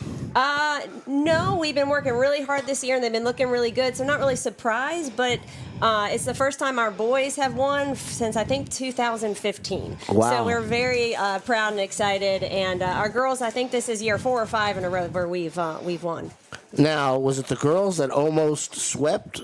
And tell us what that's all about. Yeah, so they were close to having a perfect score. We had first, second, and then I believe it was 5th, 6th, and 7th place, or 6th, 7th, and 8th place. But we scored 18 points, and a perfect score is 15, so we were pretty close to. All right, who are some of the standout cross-country performers that you have on your teams? So our top 5 for girls were Ella Bonnet, Starling McLarty. Then we had Daisy Bayo, and then we had Madison Allen and Bailey Lineball. That were our girls. Those were our top 5. Those were the ones that scored. And then on the boys' side, we had Rowan Silk, Marcus Weir, Jaden Henriquez, sorry. Okay. And then we had Briss Moss, who is also on the field tonight right now for our football team. So he literally ran and then got in the car and came here. Oh, he didn't run from the meet all the way from Walker to Prairieville? I think his parents drove him. But okay, there you and go. then also Carson Nolan were our top 5 for the boys. So how do you coach both boys and girls? How does that work for you? Well, you know how it really works? You get a really good coaching staff behind you. Okay, tell us about them. Yeah, so this year we have both William Silk and Dree Silk that joined our team, as well as Jill Mathern, who's been with us for the past couple years. So they are my right hand. I don't know what I'd do without them, and I'm so blessed to have them. But it's having a great coaching staff, that's for sure, to be able to keep track of our very young boys team especially, which is very exciting. So, do you have separate practices for them? Do they do different workouts, or how does that work? No, we're all together. Some days I wish we were a little separate, but no, we're all together as one team. And their workouts. So some of our boys run with some of our girls, and in vice versa. Yeah. Now, do they run around the new Denham Springs track, or are you running through the community, or both? We try to do one track workout a week because it's fun to get on the track. Our track is really nice, and we love that. But we go to North Park and Sidney Hutchinson Park a lot. Those are where we go during the school year. And then over the summer, we'll be going to Forest Community Park. We go to LSU lakes, and we run around the lakes. And we also go to Highland Park. But during the school year, it's mostly Sidney Hutchinson and North Park, and occasional trips to LSU Lakes for our long runs. And now, is this the concluding meet for your teams, or no? No, this just starts our championship season. So what happens next? So next week we have Metro Championships, and then after that we have regionals, and if we qualify, we go on to the state meet. Okay, and how does that look? What are the prospects for you going to the state meet? Well, I think we look really good. I think this year, and I don't want to jinx it, but I think this year we'll be taking a lot more than we have in past year. Okay, talk about Brett Beard as the athletic director and his importance in your programs going forward. I mean, he's awesome. He supports us 100%, and just the fact that we've been able to work with having a couple football players on our roster this year has been awesome, and we're very appreciative of him. On the girls or the boys team? On the boys. Okay. Boys team. All right, now you got some crab cakes on you. Those from Maryland or those from Louisiana? I don't. No, I'm just messing with you. So you come from Maryland, I but do. you're a good old Southern girl now, yes, huh? I call Louisiana my home. Okay. Yeah. Good enough for that. Fantastic. You know, Denham Springs' very own Ben McDonald was an all-time great Baltimore Orioles player. Yes, and I am an Orioles fan, so, it's way to go. Did you ever see Ben pitch? Probably no, not. No, but my husband is a diehard Orioles fan. He's been since he was little, and I know he has watched Ben McDonald pitch. Okay. Was Yeah. it Wild Bill Hagee who used to bang the drum, or am I getting mixed up? I don't know. I'm not okay. You're not that into I'm it? married into being an Orioles fan, so. Okay, but I tell you what, you're part of history for NCAA college basketball because UMBC, which stands for Maryland Baltimore County, sprung at the time the biggest upset in the history of the NCAA tournament. Yeah, so we were the first 16 seed to beat a 1 seed at the March Madness, and that was the college that I graduated from. Then I have both my master's and undergrad, and I ran for as well. All right, fantastic. So, UMBC pulling the upset off Virginia. Mm-hmm. Virginia wins the national championship the next season as well. Yeah. Okay. Tell us a little bit about what your plans are for the rest of the season. You talked earlier about some of the meets coming up, but discuss a little bit about going forward, Denham Springs girls and boys cross country. Well, we plan on using this momentum from the parish meet, so it's a nice way to start our championships with 2 wins, and so we're going to use that momentum pushing forward. We're kind of in that part of our season where we put a lot of work in, so now it's just fine-tuning that work that we put in and keeping athletes healthy and getting to that finish line. Coach, congratulations on a pretty big day for you. First, you get to win the boys and girls meet, and the Denham Springs Athletic Association doing a great job. Let's point them out. Yes. And then you come on and talk about it at halftime of Denham Springs football. Jackets leading 21-0. Okay, thank you, Coach. Appreciate it. Thank you. It was nice to see. Courtney Hauser, she is the boys and girls track cross-country coach at Denham Springs High School. I'm John Fine. Jackets up 21-0. It is the Sunshine Cleaners halftime report. Josh and Mitch return after this pause on Yellow Jackets football. Personal injury? Boyer, Abear, and Angel. Auto accidents? Boyer, Abear, and Angel. Workers' compensation? Boyer, Abear, and Angel. One law firm can handle all of your legal needs, and you don't have to fight big city traffic to find them. Mark Boyer, Dominic Amato, Lucas Schenk, and Allison Costanza have a team of 12 attorneys ready to assist you. The lawyers at Boyer, Abear, and Angel have invaluable experience that allows them to provide expert legal counsel that's professional, prompt, and productive. Small town values, big city results. Boyer, Abear, and Angel. Denham Springs High School football broadcast on Family Radio 91.9 FM, on the net at johnfineproductions.com, and on YouTube at DS Jackets Vision, are brought to you in part by Shea Landry, closing attorney, Milestone Title, Brandon Rishu with Smart Move Real Estate, KOA Campground, Brian Ross, owner, OK Computer and Auto Sales, and Dr. Chip Bankston and Baton Rouge Orthopedic Clinic. We thank you for your support and patronage of these local businesses. Hey, it's Max Sellers from Ralph Sellers Chevrolet. We're again excited to be a sponsor of the Denham Springs Fighting Yellow Jackets football team this year. We appreciate all the support from your community in our first few years in business, and we are excited about things to come. Whether it's a new or used car, truck, or SUV, award-winning service from our dedicated service and parts staff, or even an outstanding collision repair for your vehicle, Ralph Sellers Chevrolet wants to earn your business. From our Ralph Sellers Chevrolet dealership family to your school family, go Jackets! Since 1898, the Livingston Parish News, an award-winning media outlet, has served as the news source for our community. The Livingston Parish News is available in print and online at www.livingstonparishnews.com. For complete and comprehensive coverage of what is making news in Livingston Parish, as well as Livingston Parish sports, we have you covered. Opinions, politics, lifestyle, and the arts. No matter how big or small the story, the Livingston Parish News is your source for community news in our parish. Serving Livingston Parish for more than 120 years, it's the Livingston Parish News. Fire and water, cleanup and restoration. Serve Pro of Livingston. The number one choice in cleanup and restoration is Serve Pro of Livingston. Whether it's water damage, fire damage, mold, storm, or construction issues, let the highly trained professionals at Serve Pro of Livingston clean and restore your property and make it like it never happened. Serve Pro of Livingston is prepared for just about anything and is open 24/7, so Serve Pro is faster to any disaster. Serve Pro of Livingston, Florida Boulevard, Denham Springs. Soon to be at the old Albertsons. Fire and water, cleanup and restoration. Serve Pro of Livingston. Denham Springs High School football broadcast on Family Radio 91.9 FM, on the net at johnfineproductions.com, and on YouTube at DS Jacket Vision are brought to you in part by Den Spree, Mr. Gaddy's Pizza, Cypress Pharmacy, Burning Lotus Tattoo of Denham Springs, the Law Office of Ivy L. Graham, and Hunt's Tire Pros and Car Care. We thank you for your support and patronage of these local businesses. Sunshine Cleaners halftime report, 21-0. Yellow Jackets with the lead over the Prairieville Hurricanes.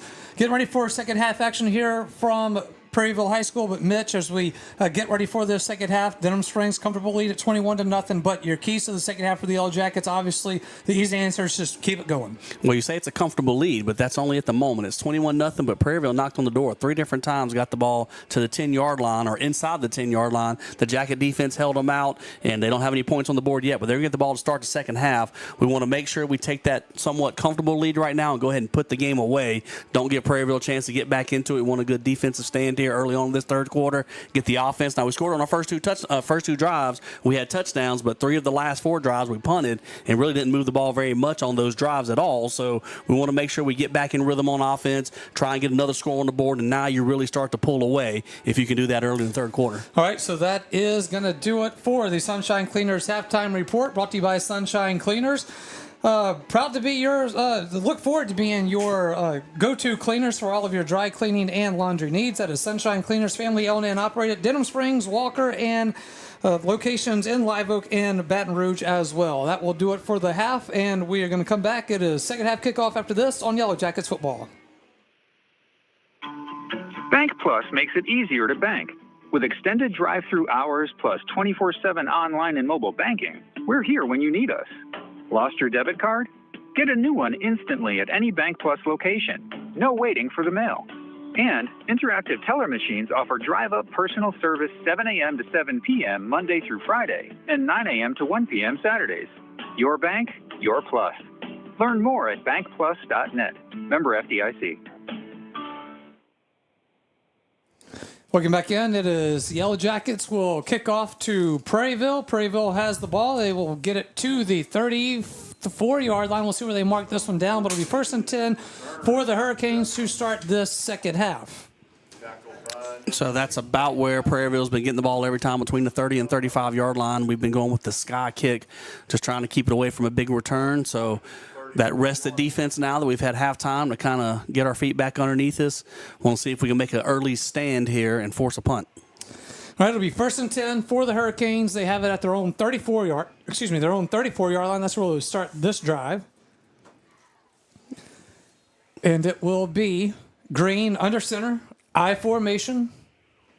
Here is a snap, hands it off. That's going to be to Duke. Duke tries to go off the left side and will get across the 35 to his own 37-yard line. Just thinking back to that first half, we forced punts on the first 2 Prairieville offensive drives, but the 4 following drives ended up in Jacket territory and without a punt.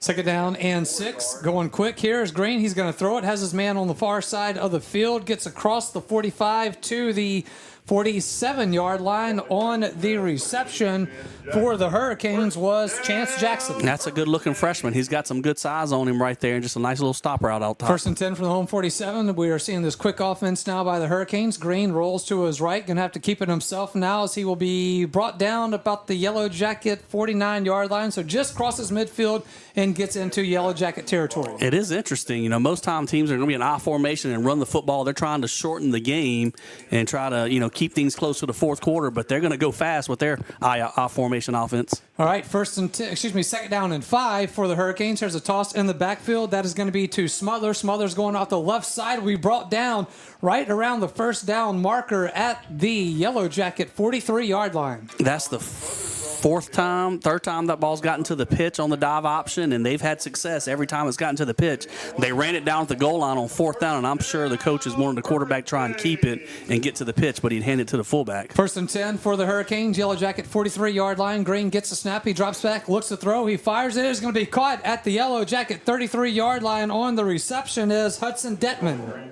Nice throw there by Green. Green's come out firing the ball here this second half, and he's hit a couple receivers on some little curl routes and some hitch routes, and Prairieville's moving the football right now to start the second half. All right, and it is going to be another 1st down for the Hurricanes. 1st and 10 for the Hurricanes. Denham Springs 33-yard line. Here is a screen pass intended for the tight end, Preston Ronaldo. Once again, Trenton Harrison, he almost picked one of those off in the first half, and he read it. As soon as the rush started, I actually got my eyes on Trenton, and he saw that the screen was being set up, and he turned and got a hand on it right there. He's done a good job of reading that screen pass. Makes it 2nd down and 10 for the Hurricanes. Yellow Jacket 33-yard line. Green will get it. He will toss it to Smothers. Smothers trying to go off the left side, will be brought down at the line of scrimmage for no gain. Rancher Miller did a really good job. They ran the receiver counter. They hit it for a big play in the first half. This time Miller from the safety position saw it. He was creeping through almost like a tiger, crouched like looking for, to get to his prey there, and he broke off a block and made that tackle.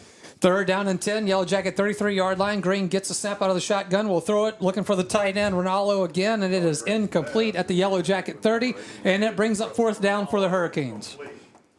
All right, got them in a really long yardage situation here. Of course, they're not going to punt from the Yellow Jacket 34-yard line, and so the Jacket defense is going to have to make a play right here to get off the field and then turn it back over to the offense. 9:52 left here, 3rd quarter action. It is 4th and 10 at the Yellow Jacket 33-yard line. Hurricanes will keep the offense on the field. Green gets it from the shotgun, looks to throw. He's got pressure coming. He's going to be brought down for a sack, and there is a flag on the play as well. Probably going to be holding, but a well-timed blitz. Coach Womack dialed up the blitz right there. Linebacker got through free in the backfield, and really about 3 or 4 Yellow Jackets were there to make the sack. It is a holding call. It is a decline penalty. It is going to be 1st and 10 Yellow Jackets after this timeout on Yellow Jackets football. For all your flooring and carpet needs, it's Floor Store Carpet One. At Floor Store Carpet One, they offer prompt, quality personal service.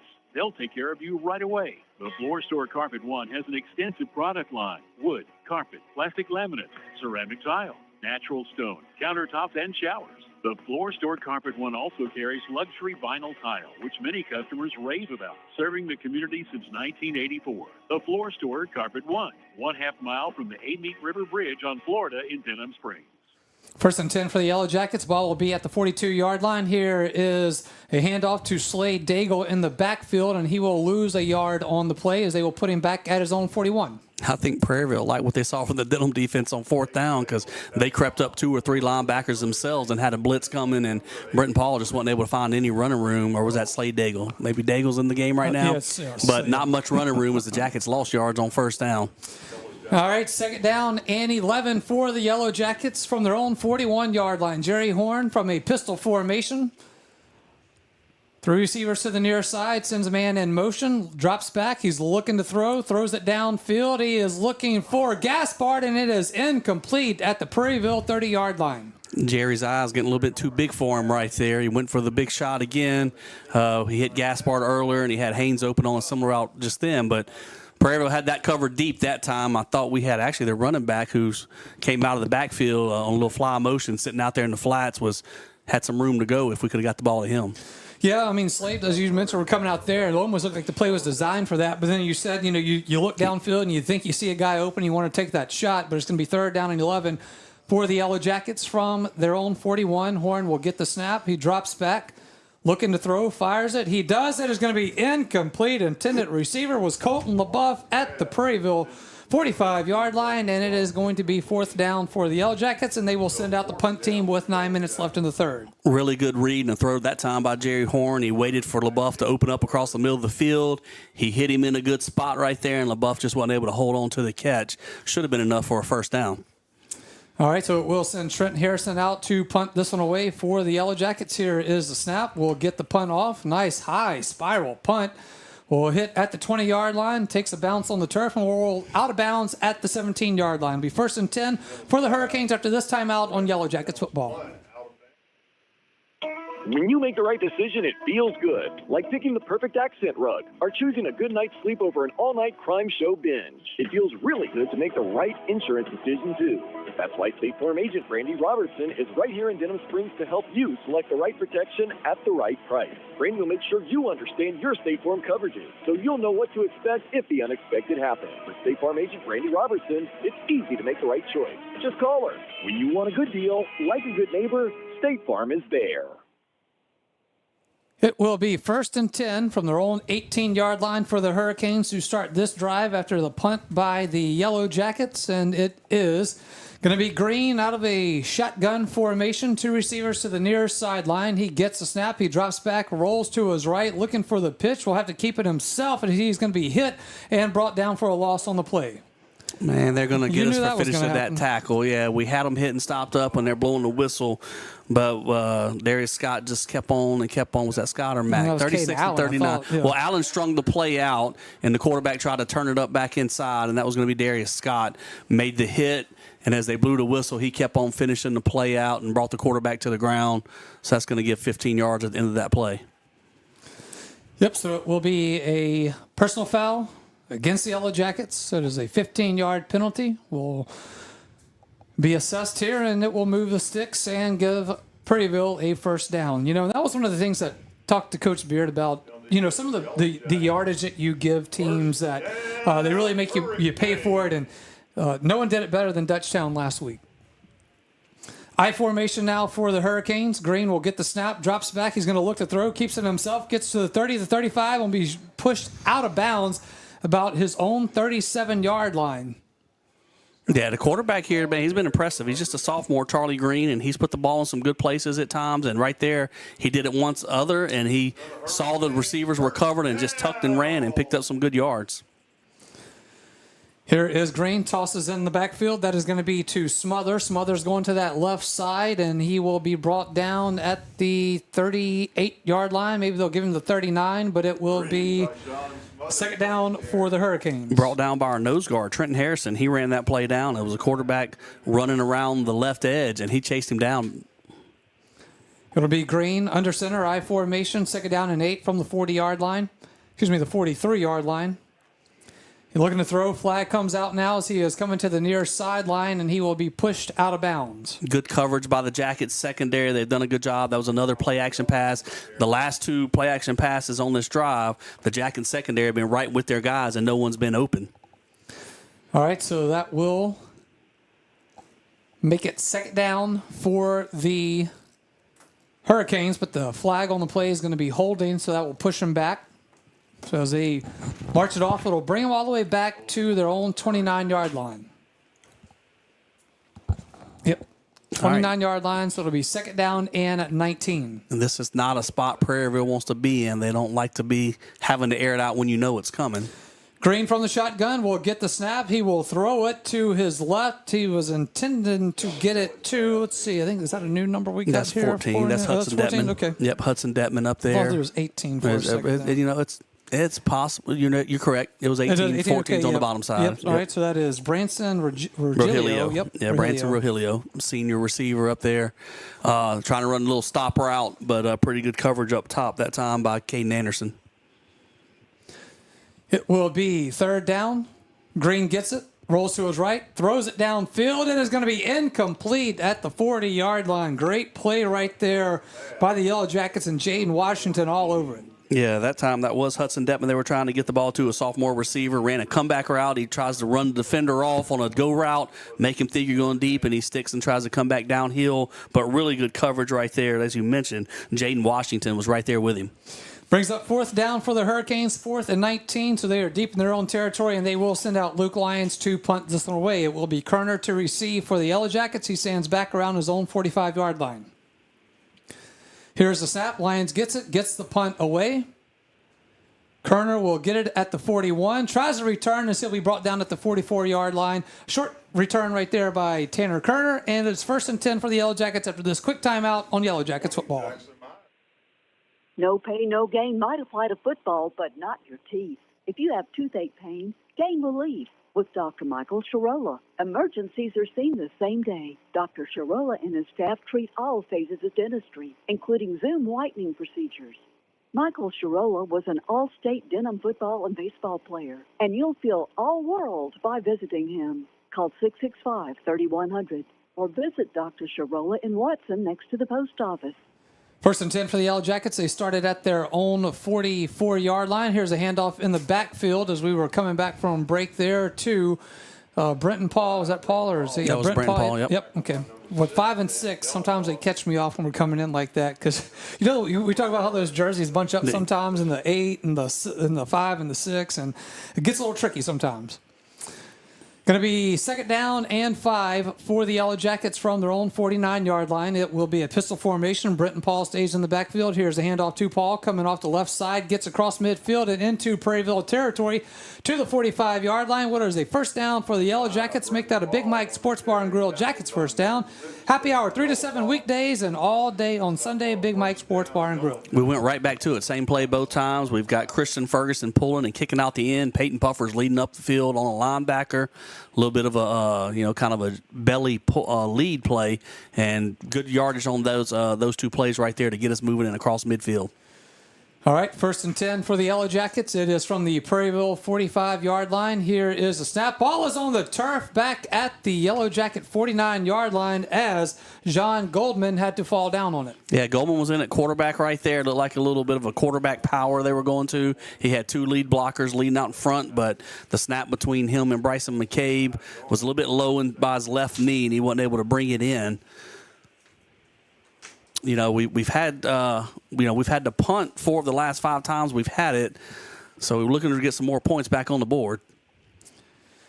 All right, here it is. There's going to be a pass from Goldman to the 40-yard line of Prairieville, as it will be. This is twin brother. Twin brother. So Jean to Sean. Jean to Sean, run a little slant route. Looks like something they've run in the front yard many times at home. Just practicing out there. You go run a 3-yard slant, and I'll hook up with you. And good timing on that play. You know, backyard Thanksgiving Day, brotherly love football going on there. 3rd down and 5 from the Prairieville 40-yard line. Horn rolls. He will throw it. It is going to be far sideline. That is going to be to Sean Goldman as he will be out of bounds right around the 1st down marker, and they will move the sticks. It is 1st down for the Yellow Jackets. That's the Big Mike Sports Bar and Grill Jackets 1st down. Watch every LSU and Saints football game at Big Mike's. Nice job by Jerry Horn, sprinting out to his right, 3rd and 5. We picked up Sean Goldman, who started as the outside receiver, and just ran a quick little out route. So Jerry has to be sharp with his timing so we don't throw him out of bounds, and he did a really good job right there. Denham Springs 21, Prairieville 0, 5:23 left here in the 3rd quarter. It'll be Horn from the shotgun, quarterback keeper, and he will keep it. He gets to the 30, the 25, and be brought down inside the 25-yard line, and it will be just enough for another 1st down for the Yellow Jackets. Jackets, making it another Big Mike Sports Bar and Grill Jackets first down. Line dancing every Wednesday and bingo every Thursday. That's at Big Mike Sports Bar and Grill. Really good job by the offensive line on that play. We sent the running back out in motion to the left side, trying to draw some defenders out wide, and then Horn takes it and runs back through the A or B gap and found a lot of running room on that play. First and 10 for the Yellow Jackets. It is from the Prairieville 24-yard line. Here is Horn looking to throw. He has Sean Goldman. He's at the 10-yard line and still on his feet, and he'll be brought down inside the 10. Be first and goal for the Yellow Jackets. Guess what that is? Another Big Mike Sports Bar and Grill Jackets first down. Big Mike's is your host of Denham Springs High School Athletic Association meetings. That is at Big Mike Sports Bar and Grill. That's just finding the hot hand and keep feeding them. Sean Goldman with 3 catches here on this drive and has us moving down the field and close to the end zone. All right, first and goal from the 9-yard line for the Yellow Jackets. It will be Sean Goldman at quarterback. He will take the snap as he will get inside the 5-yard line on the direct snap to Jean. So we are seeing the Yellow Jackets work in both quarterbacks here, and this one was a 21-0 lead for the Yellow Jackets with 4:20 left in the third. This is a little bit of a power run set.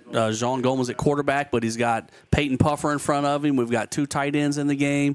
We've got a couple of backs in the backfield to lead block for him. And his twin brother Sean is one-on-one out to the far side, but here is a direct snap to Goldman again, and he will walk it in for the touchdown. Touchdown, Jean Goldman, quarterback keeper, touchdown, Yellow Jackets. Yeah, I'm just looking at who those lead blockers are for him out front, and really doing a good job. I think Grant Crane was one of those guys up in front and leading, but a couple of backs in the backfield, and Jackets just went straight power run on 2 different plays back-to-back to get the ball in from the 10-yard line.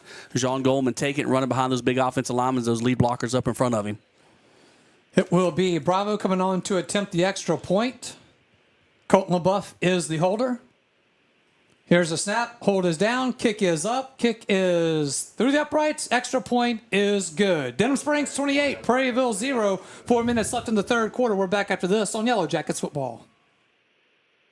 Denham Springs High School football broadcast on Family Radio 91.9 FM, on the net at johnfineproductions.com, and on YouTube at DS Jacket Vision, are brought to you in part by Danny Powling of 5 Star Printing, Horace Wilkinson State Farm Insurance, Rustic Home Outlet and Mattress Express Outlet, Sport Clips, BJ Pawn and Gun, Livingston Parish Clerk of Court, Jason Harris, and L. King Company. We thank you for your support and patronage of these local businesses.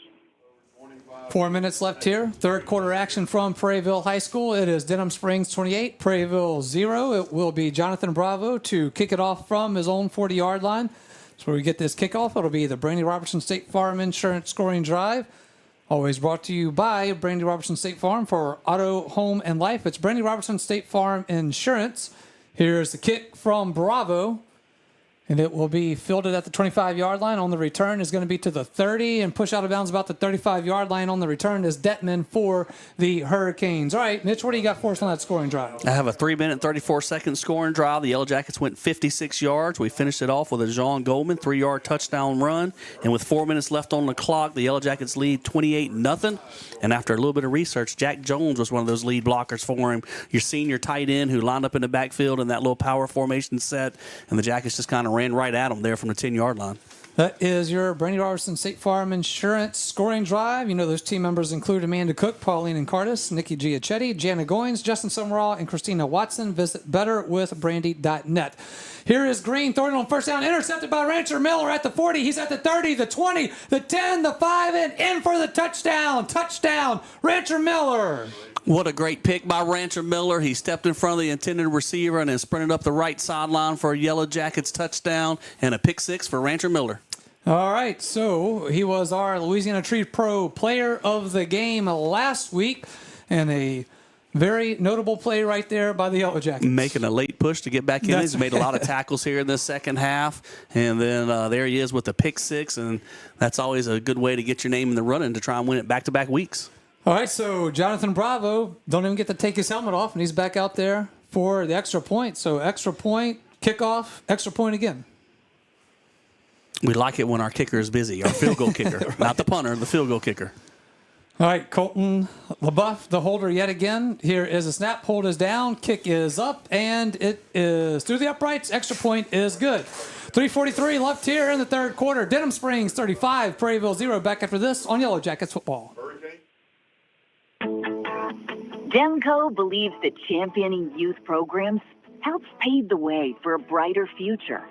From building the next generation of leaders with the Youth Cooperative Ambassador Program, to giving students the chance to visit Washington, D.C. as part of the Rural Electric Youth Tour, our dedication is clear. At Demco, we power youth. Learn how you can participate at demco.org. That's demco.org.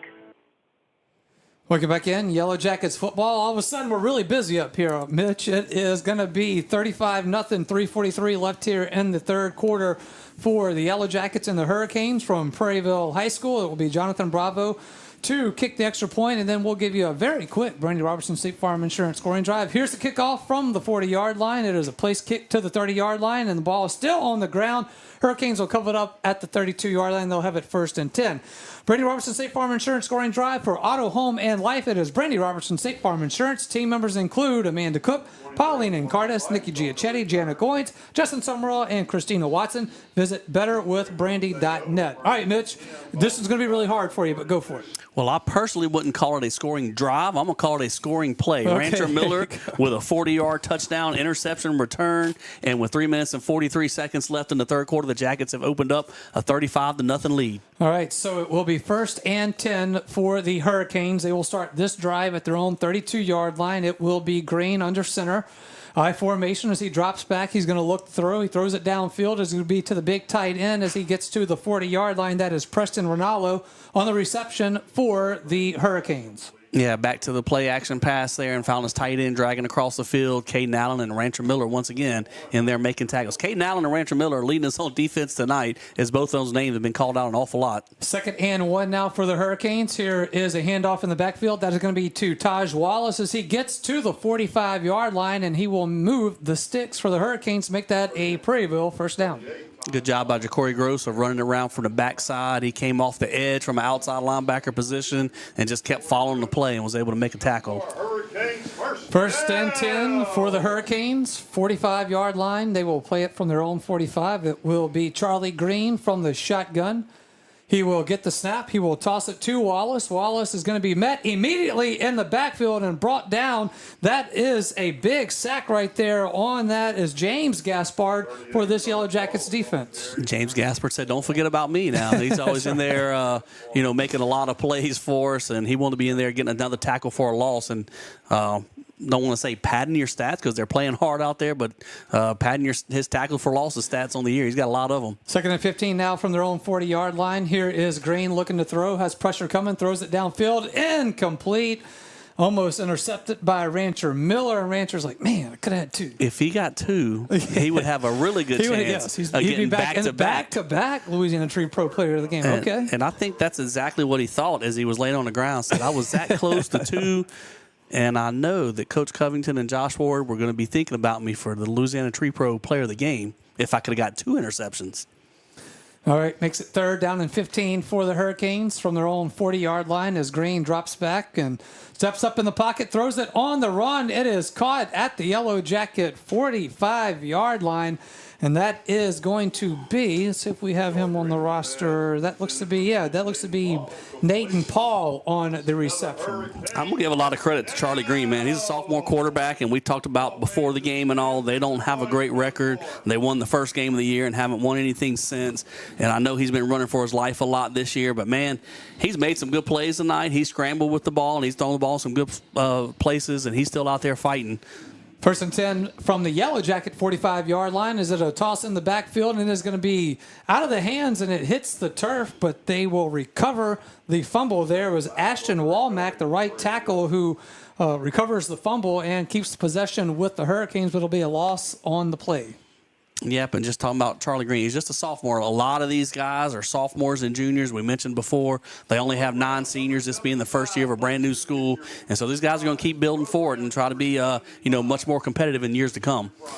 Here's Green on second down and long. He is going to be hit and brought down for a loss on the play. This Yellow Jackets defense with their ears pinned back, and Devin Mack with the sack. And now you can see the difference in the first half. And early the third quarter, there was still the threat of a run and pass. They keep you off balance with a lot of run and then play action pass. Well, right now they've been kind of spread out trying to throw the ball a good bit, and the Jacket pass rush is able to get home and make some big sacks. 3rd and a mile now for the Hurricanes. They are back to their own 44-yard line. Here is Green. He will get the snap. He will throw it downfield. It is going to be intercepted by the Yellow Jackets. That is Caden Anderson on the return. He's across midfield to the 40. He's at the 30, the 20, and we pushed out of bounds around the 15-yard line. It'll be 1st and 10 for the Yellow Jackets. They lead it 35-0. We're back after this on Yellow Jackets football.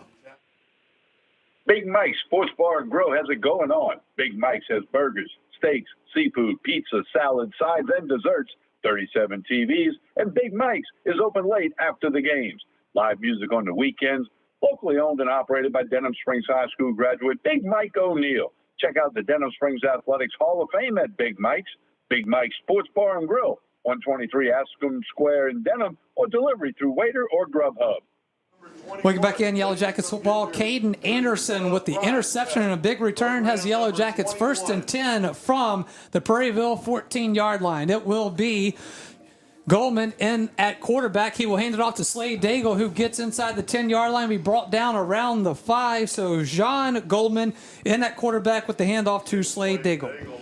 All the Yellow Jacket players are showing off for the Yellow Jacket fans because all the action in the game has happened on the Yellow Jacket sideline, really all the way on the other side of the field from us. Very little of it's happened on the Prairieville sideline, which is near us in the press box. All right, so it'll be 2nd down and about 5 for the Yellow Jackets as they will get inside the 10-yard line, and we've got a stoppage of play as that is the end of the quarter. We have played 3 quarters here from Prairieville High School. It is Denham Springs 35, Prairieville 0. We are back after this on Yellow Jackets football. Personal injury? Boyer, Abear, and Angel. Auto accidents? Boyer, Abear, and Angel. Workers' compensation? Boyer, Abear, and Angel. One law firm can handle all of your legal needs, and you don't have to fight big city traffic to find them. Mark Boyer, Dominic Amato, Lucas Schenk, and Allison Costanza have a team of 12 attorneys ready to assist you. The lawyers at Boyer, Abear, and Angel have invaluable experience that allows them to provide expert legal counsel that's professional, prompt, and productive. Small town values, big city results. Boyer, Abear, and Angel. Welcome back in Yellow Jackets football. It is the 4th quarter action getting ready to get underway here from Prairieville High School. It is Denham Springs 35, Prairieville 0. So you kind of see the Yellow Jackets doing what you may have expected them to do in this one. It was kind of it was kind of a weird first half. There just wasn't a lot of flow or rhythm to it. Yeah, we had the 2 quick scores on our first 2 drives, but then after that, Prairieville put several, decent drives together. They just couldn't finish them off with points. The Jackets held them out the end zone once they got near the goal line, and then we put one more long pass play together for a touchdown.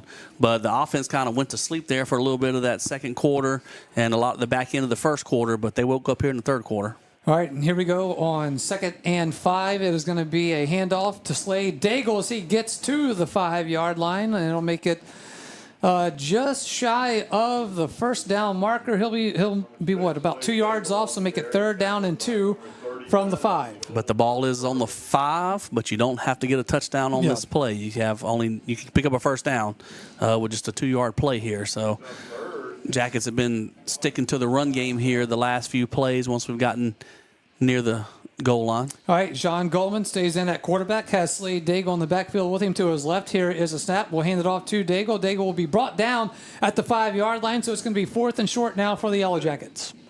Backside defensive end or outside linebacker. We hand it off to Daigle running to the right, and he comes around the left side.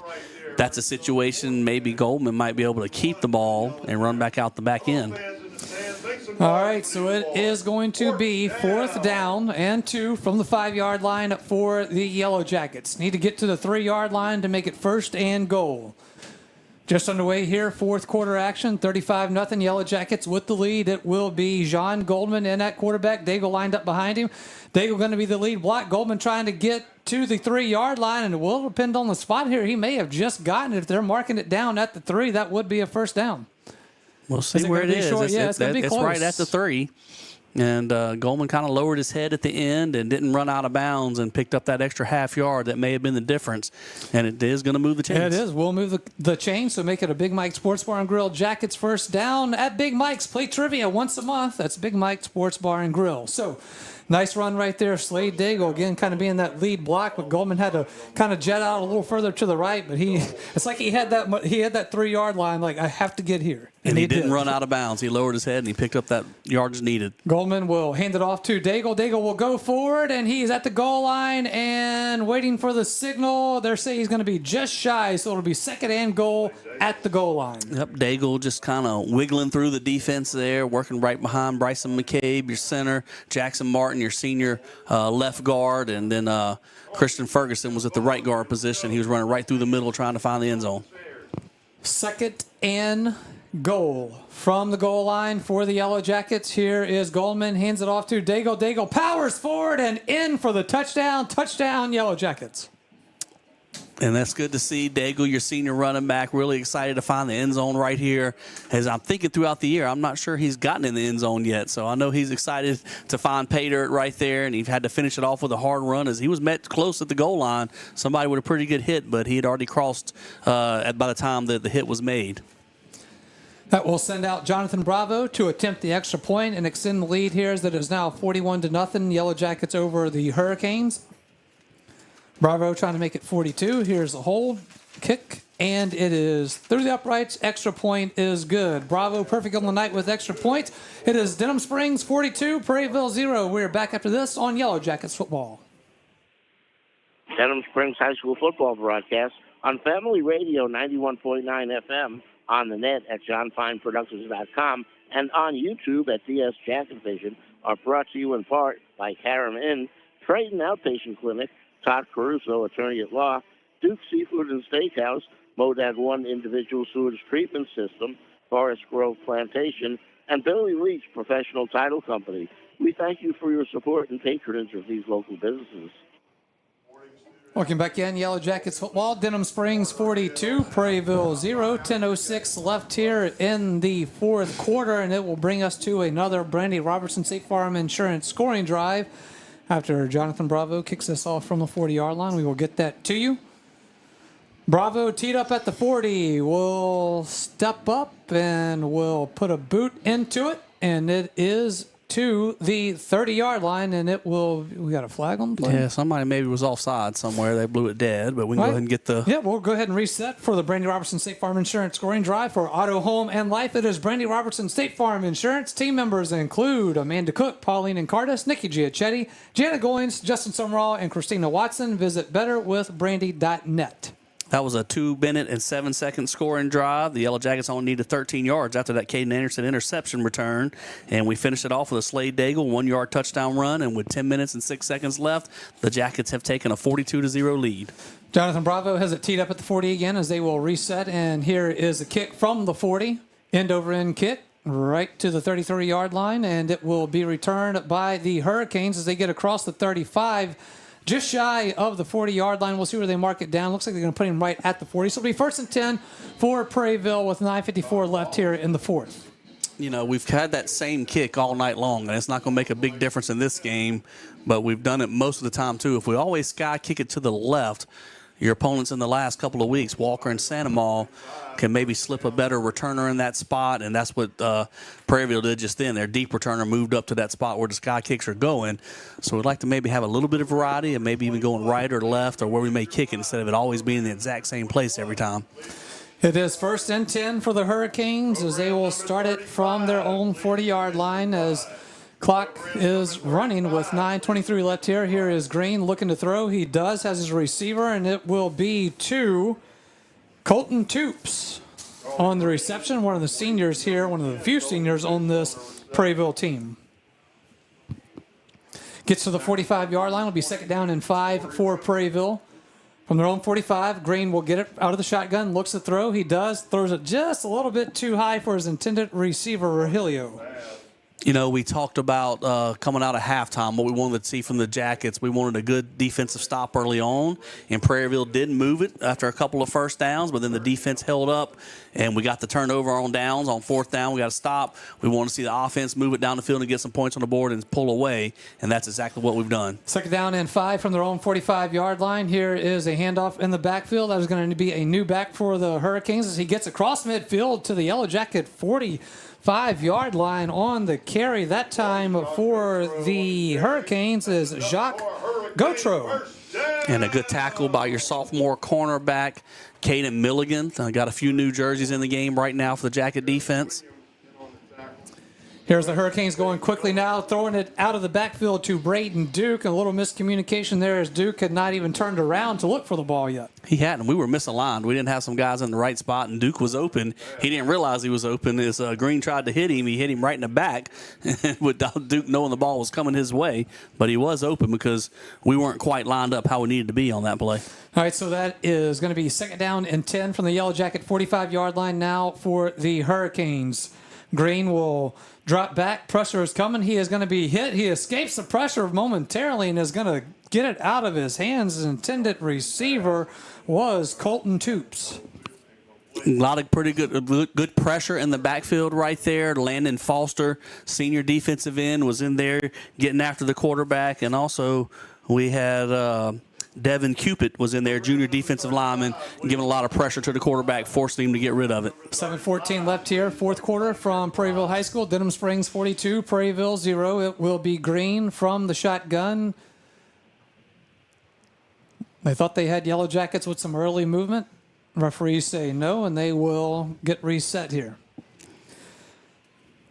Green will line it up again, sends a man in motion. Here is the snap. Green drops back. He looks at throw. He's going to be hit, brought down for a loss on the play. Give some credit right there to...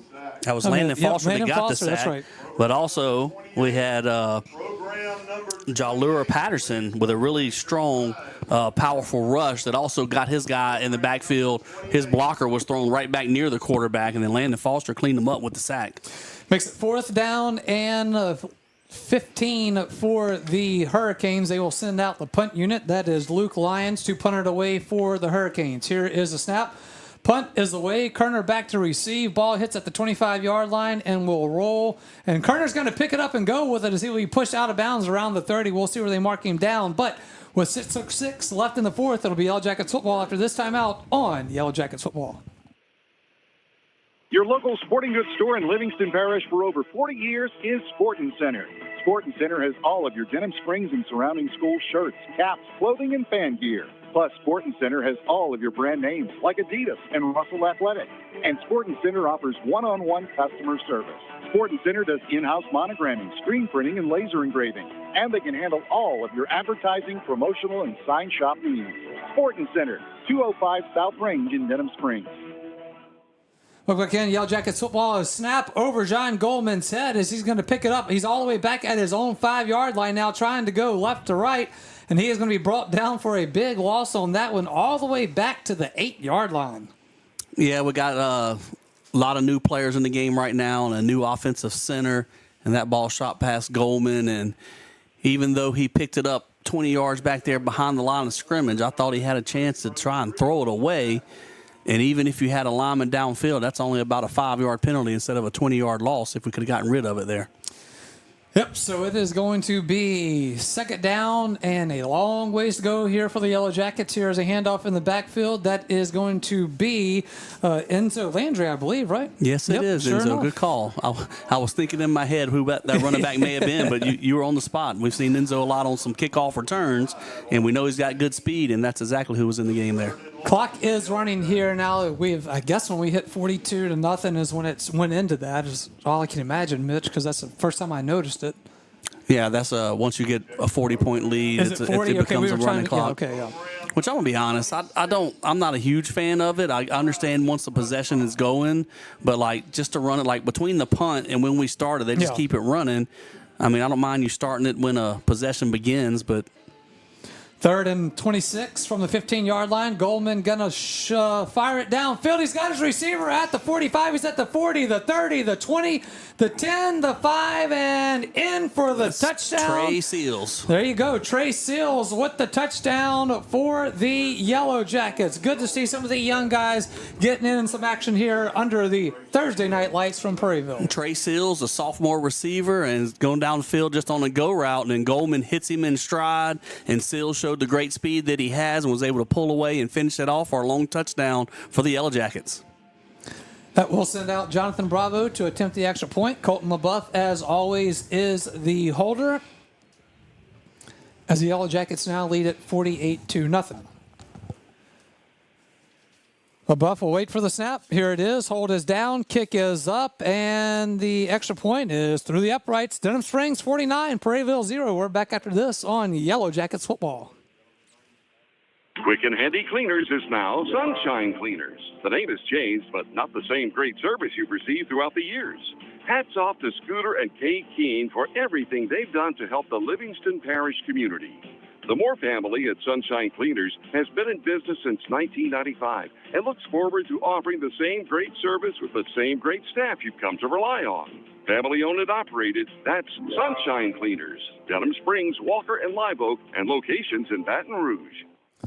Touchdown pass, John Goldman to Trey Seals. And Mitch, how did you know so quickly that it was Trey Seals? I'm just curious. Do you have any connection to Trey Seals? Trey Seals, a former Denham Springs junior high Yellow Jacket, and he caught several touchdowns for us, although back then it was Bryson Smith throwing passes to him. He's an outside linebacker, a sophomore outside linebacker for us, but John Goldman with a great throw down the on the go route up the left sideline, and Trey showed the speed as he caught it and brought it to the end zone. Bravo will have it teed up at the 40-yard line. Here is the kick. Now he puts a hard boot into this one, puts it all the way to the 5-yard line. It will be returned by Prairieville. They get to the 10, the 15, and brought down about the 20-yard line, but that will bring us to a Brandy Robertson State Farm Insurance scoring drive for Auto, Home, and Life. Guess who? Brandy Robertson State Farm Insurance team members include Amanda Cook, Pauline Incardis, Nikki Giachetti, Janet Goins, Justin Summerall, and Christina Watson. Visit betterwithbrandy.net.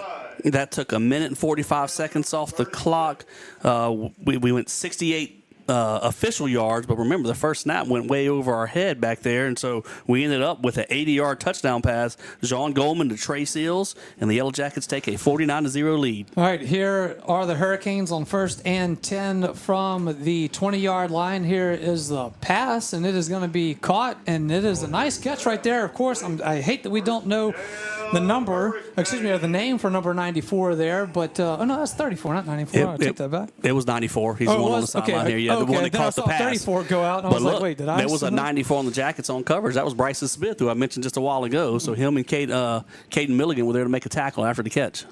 Here is a toss in the backfield. That is going to be 34 that time. So getting some new names in here for Caden Bartholomew. Oh, yeah, got it right. He did. We heard the PA announcer. He echoed that call with you, so we definitely did get that one right. And then also on a tackle, Jeremy. Sorry. That's all right. Here is Green. He's going to step up in the pocket, looking to throw, and he is going to be brought down as he was having to keep that himself there as the clock continues to run here now. Under 20 seconds left here in the ball game, 49-0. That was Josh Hogan, your senior inside linebacker. We've seen him some at tight end this year. He's playing inside linebacker right here with the tackle. He's also a composite 5A academic or not 5A, but composite academic All-State. Maybe the last play of the game right here as the clock will run down with triple zeros, as it was a pass from Green intended for Branson Regilio, and that will do it for this one. And that is a Yellow Jackets in the win column, and you can win by visiting Bank Plus for all of your personal and business financial needs. That is Bank Plus, 822 South Range Avenue in Denham Springs. Yellow Jackets win from Prairieville. Thursday night action. It is 49-0 the final. And when we return, it will be the Ralph Seller Chevrolet postgame show brought to you by Ralph Seller Chevrolet just over the Amite River. In Baton Rouge, it is Ralph Seller Chevrolet located at 15015 Florida Boulevard and open for your automotive needs. Ready to serve you at a Chevrolet location familiar to you for over 40 years. Parts And service manager at Ralph Siller Chevrolet is Jim McChristian, a proud supporter of the Denham Springs Yellow Jackets. Come visit Ralph Siller Chevrolet. We are back after this on Yellow Jackets football. You are our first priority at Innovative Audio. Innovative Audio offers the very best selection of mobile audio and video, window tint, and vehicle security. Innovative Audio's installation and tinting is the finest in the industry. And Innovative Audio's work comes with lifetime warranties on all audio, video, and tint installations. Most importantly, Innovative Audio specializes in serving you. You are our first priority at Innovative Audio, 1400 South Range, Denham Springs. Visit us on Facebook. Do you have a go-to doctor when you're sick? Now more than ever, having a primary care provider you know and trust is essential. It's time to put your health first and schedule a visit with a North Oaks primary care provider today. From annual checkups to health screenings and everything in between, our team of providers are ready to provide the care you need to stay healthy. Call 985-230-APPT today to schedule an appointment or schedule online at northoaks.org/PCP. Denham Springs High School football broadcast on Family Radio 91.9 FM, on the net at johnfineproductions.com, and on YouTube at DS Jacket Vision are brought to you in part by Hunt's Tire Pros and Car Care, Safe Voyage Tattoo, Use Safe and Lock, District Court Judge Brian Abels, David Azar Shelter Insurance Company, and Coconut Willie's Zachary's. We thank you for your support and patronage of these local businesses. With Bank Plus, your account is always just a tap away. Bank anywhere, anytime with free Bank Plus mobile banking. Pay bills, transfer funds, and check your account day or night with the Bank Plus mobile app. Deposit checks with the snap of a photo. Keep tabs on your account with transaction alerts. Lost your debit card? Disable it instantly from your smartphone. Then, turn it back on when you find it. Your bank, your plus. Learn more at bankplus.net. Member FDIC. Hey, it's Max Sellers from Ralph Siller Chevrolet. We're again excited to be a sponsor of the Denham Springs Fighting Yellow Jackets football team this year. We appreciate all the support from your community in our first few years in business, and we are excited about things to come. Whether it's a new or used car, truck, or SUV, award-winning service from our dedicated service and parts staff, or even an outstanding collision repair for your vehicle, Ralph Siller Chevrolet wants to earn your business. From our Ralph Siller Chevrolet dealership family to your school family, go Jackets! Count on it at Smith Accounting Services. Randy Smith and his staff have decades of accounting experience, with Randy along with Mickey McMorris and a terrific staff. Smith Accounting Services can handle all of your accounting needs: personal taxes, computerized payroll services, corporate income tax, business taxes, bookkeeping. And when their quality work is done, you can count on Randy Smith to reminisce about Yellow Jackets athletics. Smith Accounting Services, 277 East Railroad, Denham Springs. It is the Ralph Siller Chevrolet postgame show. It is 49-0, the final here from Prairieville High School on a Thursday night of Yellow Jackets football. Great to have you all along with us who have joined us here tonight. Josh Ward now joined by John Fine to recap how it all played out. John, it's all yours, buddy. Okay, thank you, Josh. Jackets really control offensively in the first, third, and fourth quarters. Get a great drive in the second quarter. Defense plays bend but don't break, and it results in a 49-0 Denham Springs victory over Prairieville High School. Jackets get back on the winning track, probably clinching a playoff berth tonight, had they not already clinched it, with the Jackets' strength of schedule giving Denham Springs tremendous power rankings, win, lose, or draw tonight. But if there was any doubt, probably that's been removed with tonight's victory. Horn with a 12-yard pass to LaBeouf with 8:45 left to be played in the first quarter. And this was a Colton LaBeouf drive, as he had catches of 12 and 18 yards, and then another 12-yard reception for the touchdown. Horn with an 18-yard run contributing, and the Jackets going 65 yards in 3 minutes 15 seconds, go up 7-0. And then Denham Springs scores again, and LaBeouf with a second touchdown catch, 32 yards. As the Jackets go 63 yards in 2 minutes and 54 seconds with 4:21 left in the first quarter. Denham up 14-0 on the drive. Haynes with a 15-yard reception, and Daigle with a 13-yard reception as well. Jackets up 14-0 heading into the second quarter. And then the second quarter, where probably you could say that Prairieville had the better of play, but the Jackets defense plays bend but don't break. As 4th and 3 at the Denham Springs 18-yard line for Prairieville, an 11-yard Smothers run gets to the Jackets 7-yard line, sustains the Prairieville drive, but a short time thereafter, it's 4th down, and Prairieville at the 5-yard line looks to get on the scoreboard, but a 22-yard field goal is blocked. Clay with a block for Denham Springs. Then, on their next possession, Prairieville drives from midfield to the Jackets' 3-yard line, 4th and goal at Denham Springs 3. Duke carries for no gain. Jackets take over on downs. And then, perhaps the most impressive drive yardage-wise of the season for Denham Springs, as they go 97 yards in 2 minutes and 43 seconds, capped off by a 68-yard pass from Horn to Sean Gaspard, and with 2:37 left in the first half, Jackets go up 21-0.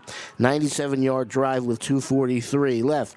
Prairieville then drives from their 35 inside the Jackets' 10-yard line.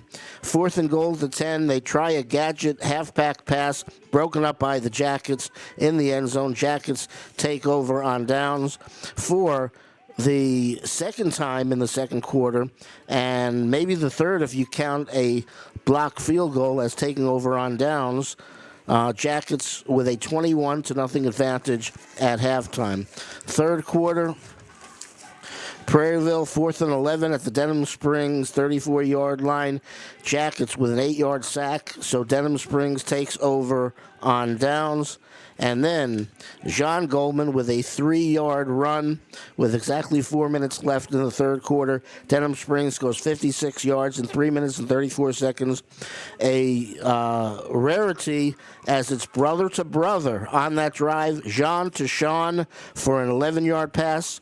Horn with a 10-yard run. And then Horn to Sean Goldman for a 15-yard touchdown pass.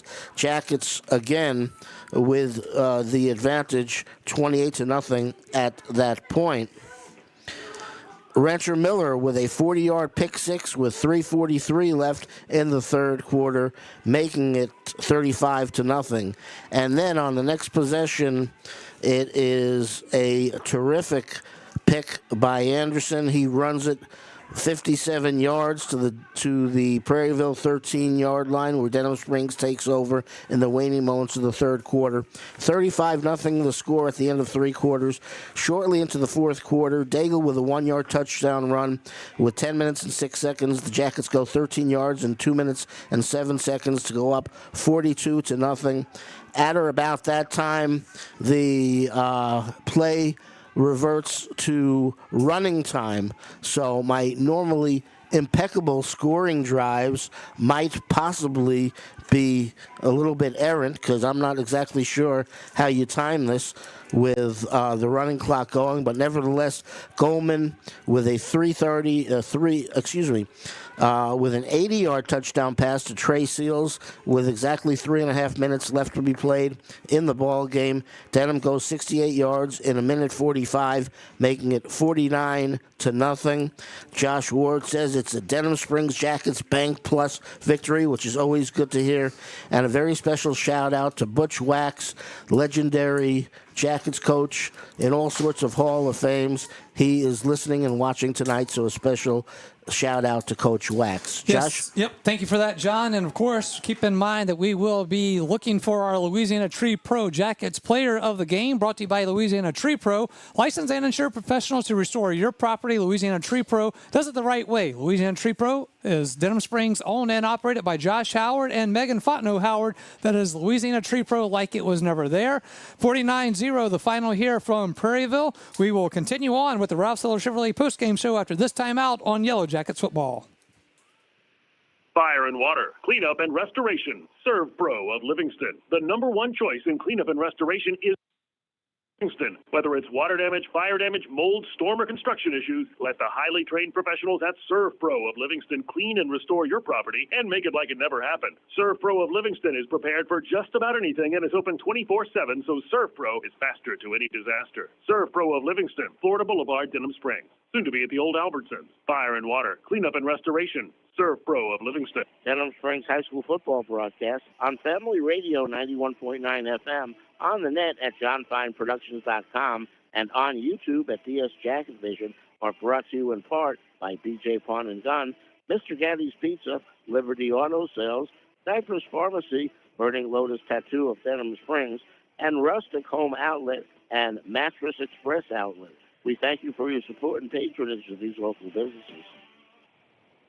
Just as your local State Farm agent combines good neighbor service with surprisingly great rates, you can combine your home and auto, and guess what you'll get? That's right, good neighbor service with surprisingly great rates. State Farm's Brandy Robertson is your go-to agent in Denham Springs for the service you deserve at the price you want. Try combining home and auto today. Brandy Robertson will help you mix and match things perfectly. Visit betterwithbrandy.net for your surprisingly great rate. Brandy Robertson, State Farm Insurance. Like a good neighbor, State Farm is there. Individual premium will vary by customer. All applicants subject to State Farm underwriting requirements. Von Roten Eye Clinic is your full-service eye care specialist.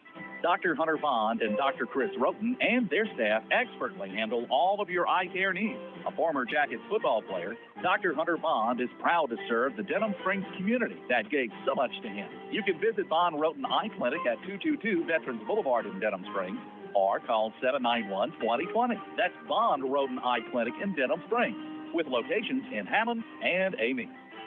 Hey guys, this is Steve and Ben Wilson with Peak Performance Physical Therapy. With both of us being graduates of Denham Springs High School, we are proud to be on the sidelines on Friday nights, helping to ensure these athletes stay safe. However, we also realize that injuries are a common part of life, so whether you're hurt at home, on the job, or in the community, please understand that we are here to help with all of your rehab needs.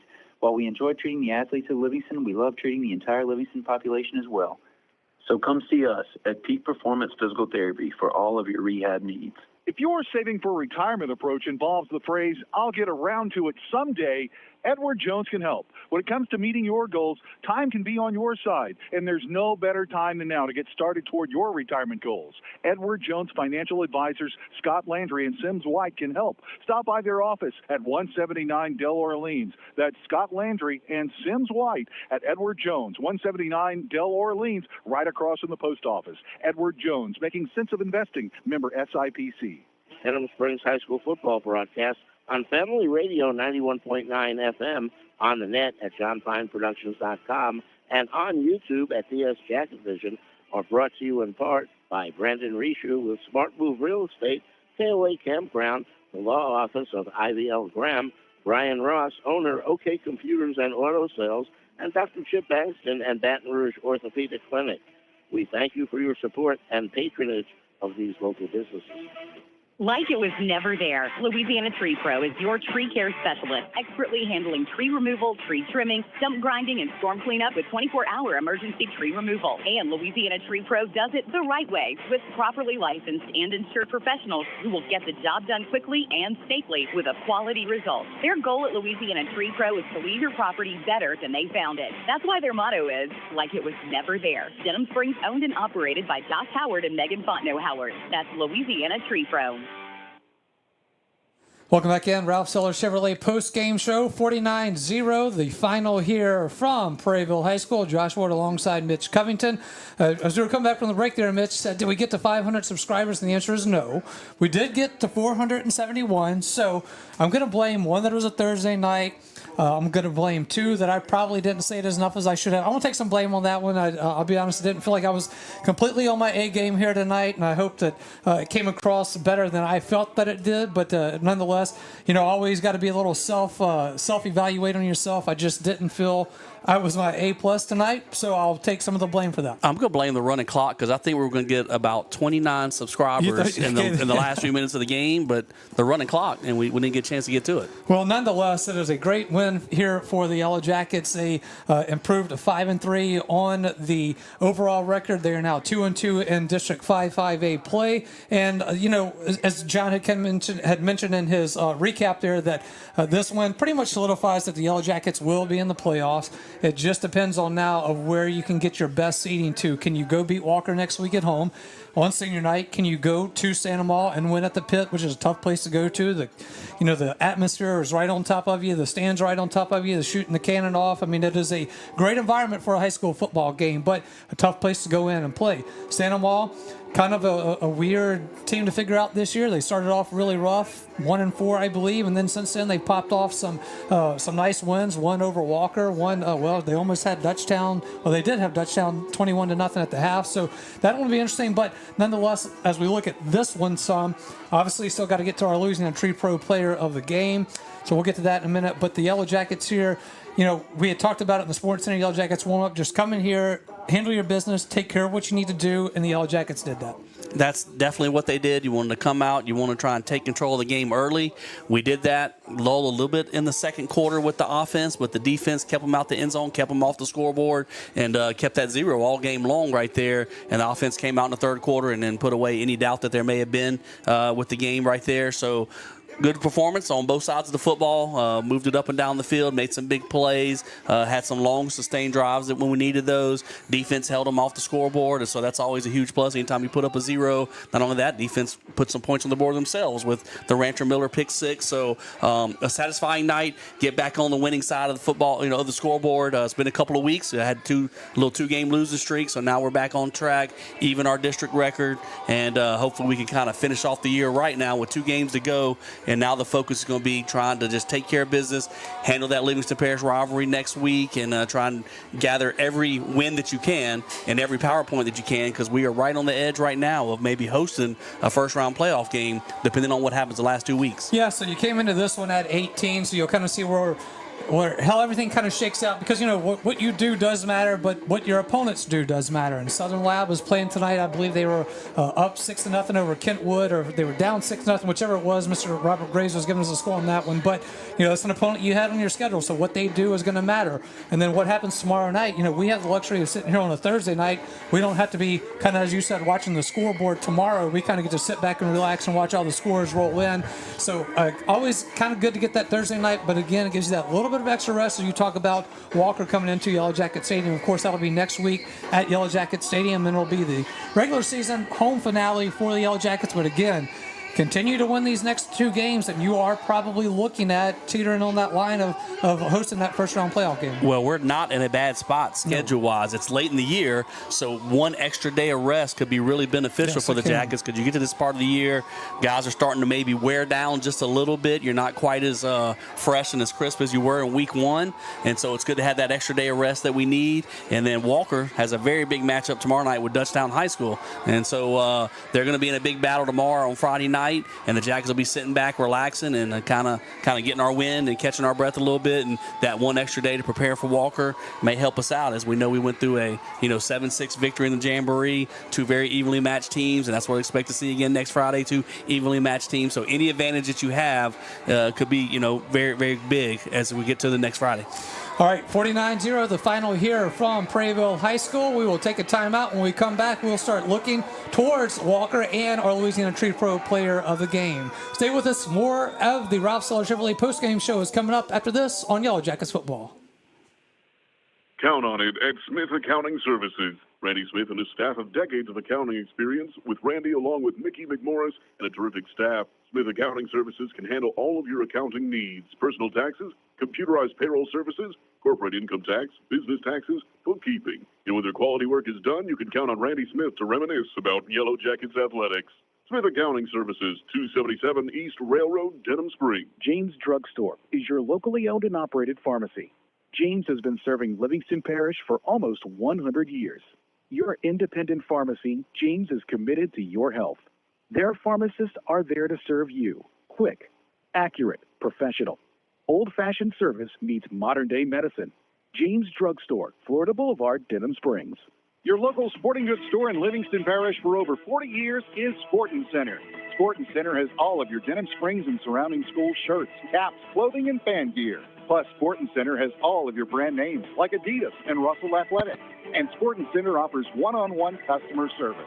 Sportin' Center does in-house monogramming, screen printing, and laser engraving. And they can handle all of your advertising, promotional, and sign shop needs. Sporting Center, 205 South Range in Denham Springs. If you're a small business owner in the Denham Springs area, think about everything you need to help your business succeed. You need a plan, happy customers, steady cash flow, and an insurance agent that gets you. State Farm agent Brandy Robertson runs a small business in the Denham Springs community area too, and she understands the unique needs of local business owners. She will make it easy to choose the right protection at the right price, because one thing you don't need is insurance stress. Call State Farm agent Brandy Robertson for your small business needs. Like a good neighbor, State Farm is there. Quick and Handy Cleaners is now Sunshine Cleaners. The name has changed, but not the same great service you've received throughout the years. Hats off to Scooter and Kay Keene for everything they've done to help the Livingston Parish community. The Moore family at Sunshine Cleaners has been in business since 1995 and looks forward to offering the same great service with the same great staff you've come to rely on. Family owned and operated, that's Sunshine Cleaners. Denham Springs, Walker, and Live Oak, and locations in Baton Rouge. Denham Springs High School football broadcast on Family Radio 91.9 FM, on the net at johnfineproductions.com, and on YouTube at DS Jacket Vision, are brought to you in part by Dennis Free, Livingston Parish Clerk of Court Jason Harris, El King Company, Danny Pauline with 5 Star Printing, Horace Wilkinson State Farm Insurance, Sport Clips, and Karam Inn. We thank you for your support and patronage of these local businesses. Big Mike's Sports Bar and Grill has it going on. Big Mike's has burgers, steaks, seafood, pizza, salad, sides, and desserts, 37 TVs, and Big Mike's is open late after the games. Live music on the weekends, locally owned and operated by Denham Springs High School graduate Big Mike O'Neill. Check out the Denham Springs Athletics Hall of Fame at Big Mike's. Big Mike's Sports Bar and Grill, 123 Ascom Square in Denham, or delivery through Waiter or Grubhub. Like it was never there, Louisiana Tree Pro is your tree care specialist, expertly handling tree removal, tree trimming, stump grinding, and storm cleanup with 24-hour emergency tree removal. And Louisiana Tree Pro does it the right way with properly licensed and insured professionals who will get the job done quickly and safely with a quality result. Their goal at Louisiana Tree Pro is to leave your property better than they found it. That's why their motto is, like it was never there. Denham Springs owned and operated by Josh Howard and Megan Fontenot Howard. That's Louisiana Tree Pro. Ralph Steller Chevrolet post-game show, 49-0 Yellow Jackets with the win here from Prairieville High School. Josh Ward alongside Mitch Covington. It is a party here in Prairieville. If you're not here in the stadium, you just got to hear maybe y'all can hear it at home, I don't know, but the music is getting substantially louder here. They may be telling us to get out, but we still got a little bit of work to do here, so we're going to do it. We're going to, if we start grooving around a little bit, just know what's going on here. Hey, they can leave if they want to. We'll turn the lights out when we leave. We're like Motel 6. We'll not leave the light on for you. We'll turn the light off for you.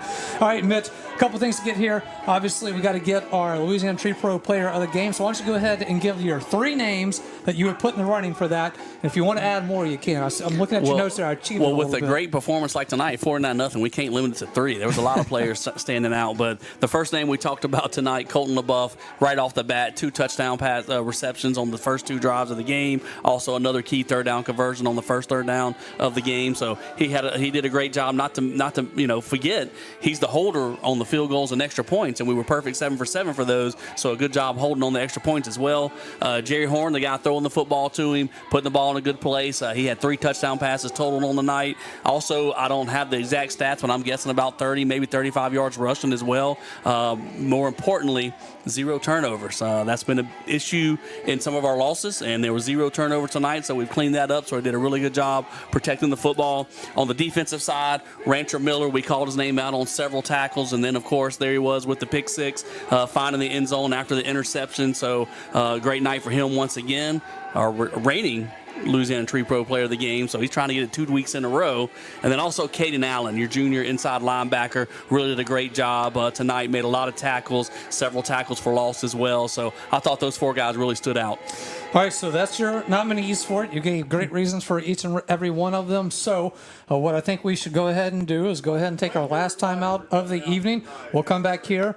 We will wrap a few things up. We will get you the Louisiana Tree Pro player of the game. We will look slightly to the Walker Wildcats coming in to Yellow Jacket Stadium. That'll be next week. Now, remember, that'll be next Friday, not a Thursday night game. I think we are done with Thursday night games for the season, and it will be Friday night, Walker High School at Yellow Jacket Stadium. Of course, we'll always have the Sport Center Yellow Jackets warm-up, brought to you by Sport Center at 6 o'clock right here on Family Radio 91.9 FM, on the web at johnfineproductions.com, and streaming live on YouTube at DS Jacket Vision. We got 471 was the number. Again, we didn't quite hit the 500 number mark, but I guarantee you next week against Walker, we'll do that with you, with your help out there, folks. All right, we're back after this to wrap up the Rouse Eller Chevrolet postgame show on Yellow Jackets football. Demco believes that championing youth programs helps pave the way for a brighter future.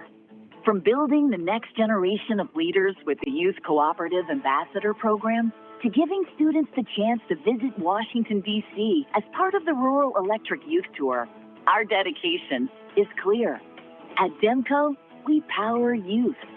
Learn how you can participate at demco.org. That's demco.org. Hey, it's Max Sellers from Ralph Sellers Chevrolet. We're again excited to be a sponsor of the Denham Springs Fighting Yellow Jackets football team this year. We appreciate all the support from your community in our first few years in business, and we are excited about things to come. Whether it's a new or used car, truck, or SUV, award-winning service from our dedicated service and parts staff, or even an outstanding collision repair for your vehicle, Ralph Sellers Chevrolet wants to earn your business. From our Ralph Sellers Chevrolet dealership family to your school family, go Jackets! Bank Plus, together with Zelle, makes it easy to send money straight from your smartphone to friends, family, the yard guy, babysitters, or millions of others with access to Zelle. So yeah, pretty much anyone. And of course, they can all send you money too. Settle that dinner tab with Zelle. It's free, fast, and secure. And right in the Bank Plus mobile app. Your bank, your plus. Learn more at bankplus.net. Member FDIC. Zelle is available to United States bank account holders only. Terms and conditions apply. Denham Springs High School football broadcast on Family Radio 91.9 FM, on the net at johnfineproductions.com, and on YouTube at DS Jacket Vision are brought to you in part by Forest Grove Plantation, Liberty Auto Sales, Shea Landry Closing Attorney Milestone Title, Triton Outpatient Clinic, Modad 1 Individual Sewage Treatment System, and Duke Seafood and Steakhouse. We thank you for your support and patronage of these local businesses. Since 1898, the Livingston Parish News, an award-winning media outlet, has served as the news source for our community. The Livingston Parish News is available in print and online at www.livingstonparishnews.com. For complete and comprehensive coverage of what is making news in Livingston Parish, as well as Livingston Parish sports, we have you covered. Opinions, politics, lifestyle, and the arts. No matter how big or small the story, the Livingston Parish News is your source for community news in our parish. Serving Livingston Parish for more than 120 years, it's the Livingston Parish News. It is the Ralph Sellers Chevrolet postgame show. It is 49-0. The Yellow Jackets with the win here over the Prairieville Hurricanes. They are now 5-3 overall, 2-2 in District 5 5A play. But before we start looking to the Walker Wildcats, go ahead and give it to you. It's your award to give out each week, the Louisiana Tree Pro Player of the Game. You know, we gave out a few names earlier in the last segment, and I thought all of those guys had great games. But I think the player of the game, Louisiana Tree Pro player of the game, is going to be Jerry Horn. Jerry Horn did a great job of commanding the offense all game long. Heck, the second touchdown to Colton LaBeouf, it was a sprint out to the right. All the receivers were covered on the right. He reversed back and ran around to the left. Balled enough time for LaBeouf to break back to the back corner. He made a good little touch pass to get it there. He ran the football when needed, kind of threw it away a couple times, avoided some sacks, and then once again, 0 turnovers tonight, and that was a big key also. Need to continue that as we move on down the stretch. So I thought Jerry Horn had a great performance, and that's going to be our Louisiana Tree Pro Player of the Game. All right, congratulations to Jerry Horn, Louisiana Tree Pro Player of the Game, brought to you by Louisiana Tree Pro, licensed and insured professionals to restore your property. Louisiana Tree Pro does it the right way. They are Louisiana Tree Pro. They are Denham Springs owned and operated by Josh Howard and Megan Fontenot Howard. Louisiana Tree Pro, like it was never there. All right, Mitch, next week, it's a big one. No doubt about it. Your parish rival, right next door to you, the Walker Wildcats, coming into your house.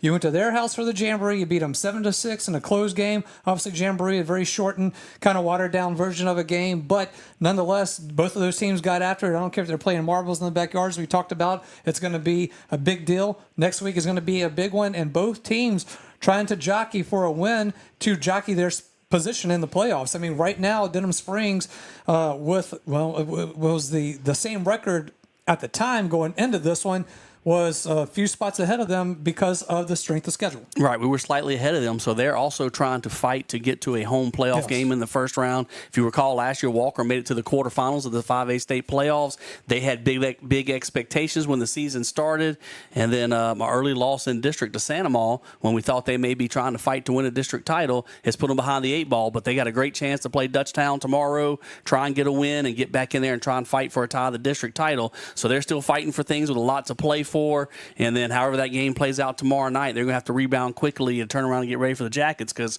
we handled our business tonight, got an extra day of rest against them right there, kind of recover some bumps and bruises for the guys that may have it, and then, you know, a little bit of game planning, although that one day doesn't mean as much for game planning at this point of the year. I think it's just more so the rest. It really is. The rest is probably what gets you there, and so, you know, it's going to be exciting next Friday night, and glad to be back home. We've been on the road for a couple of weeks, and get back home and get back to Denham Springs and Yellow Jacket Stadium, and be ready for it. Hey, I want to give a shout out to Prairieville and Coach Mike Schmidt, though. Obviously a very tough season that they're going through.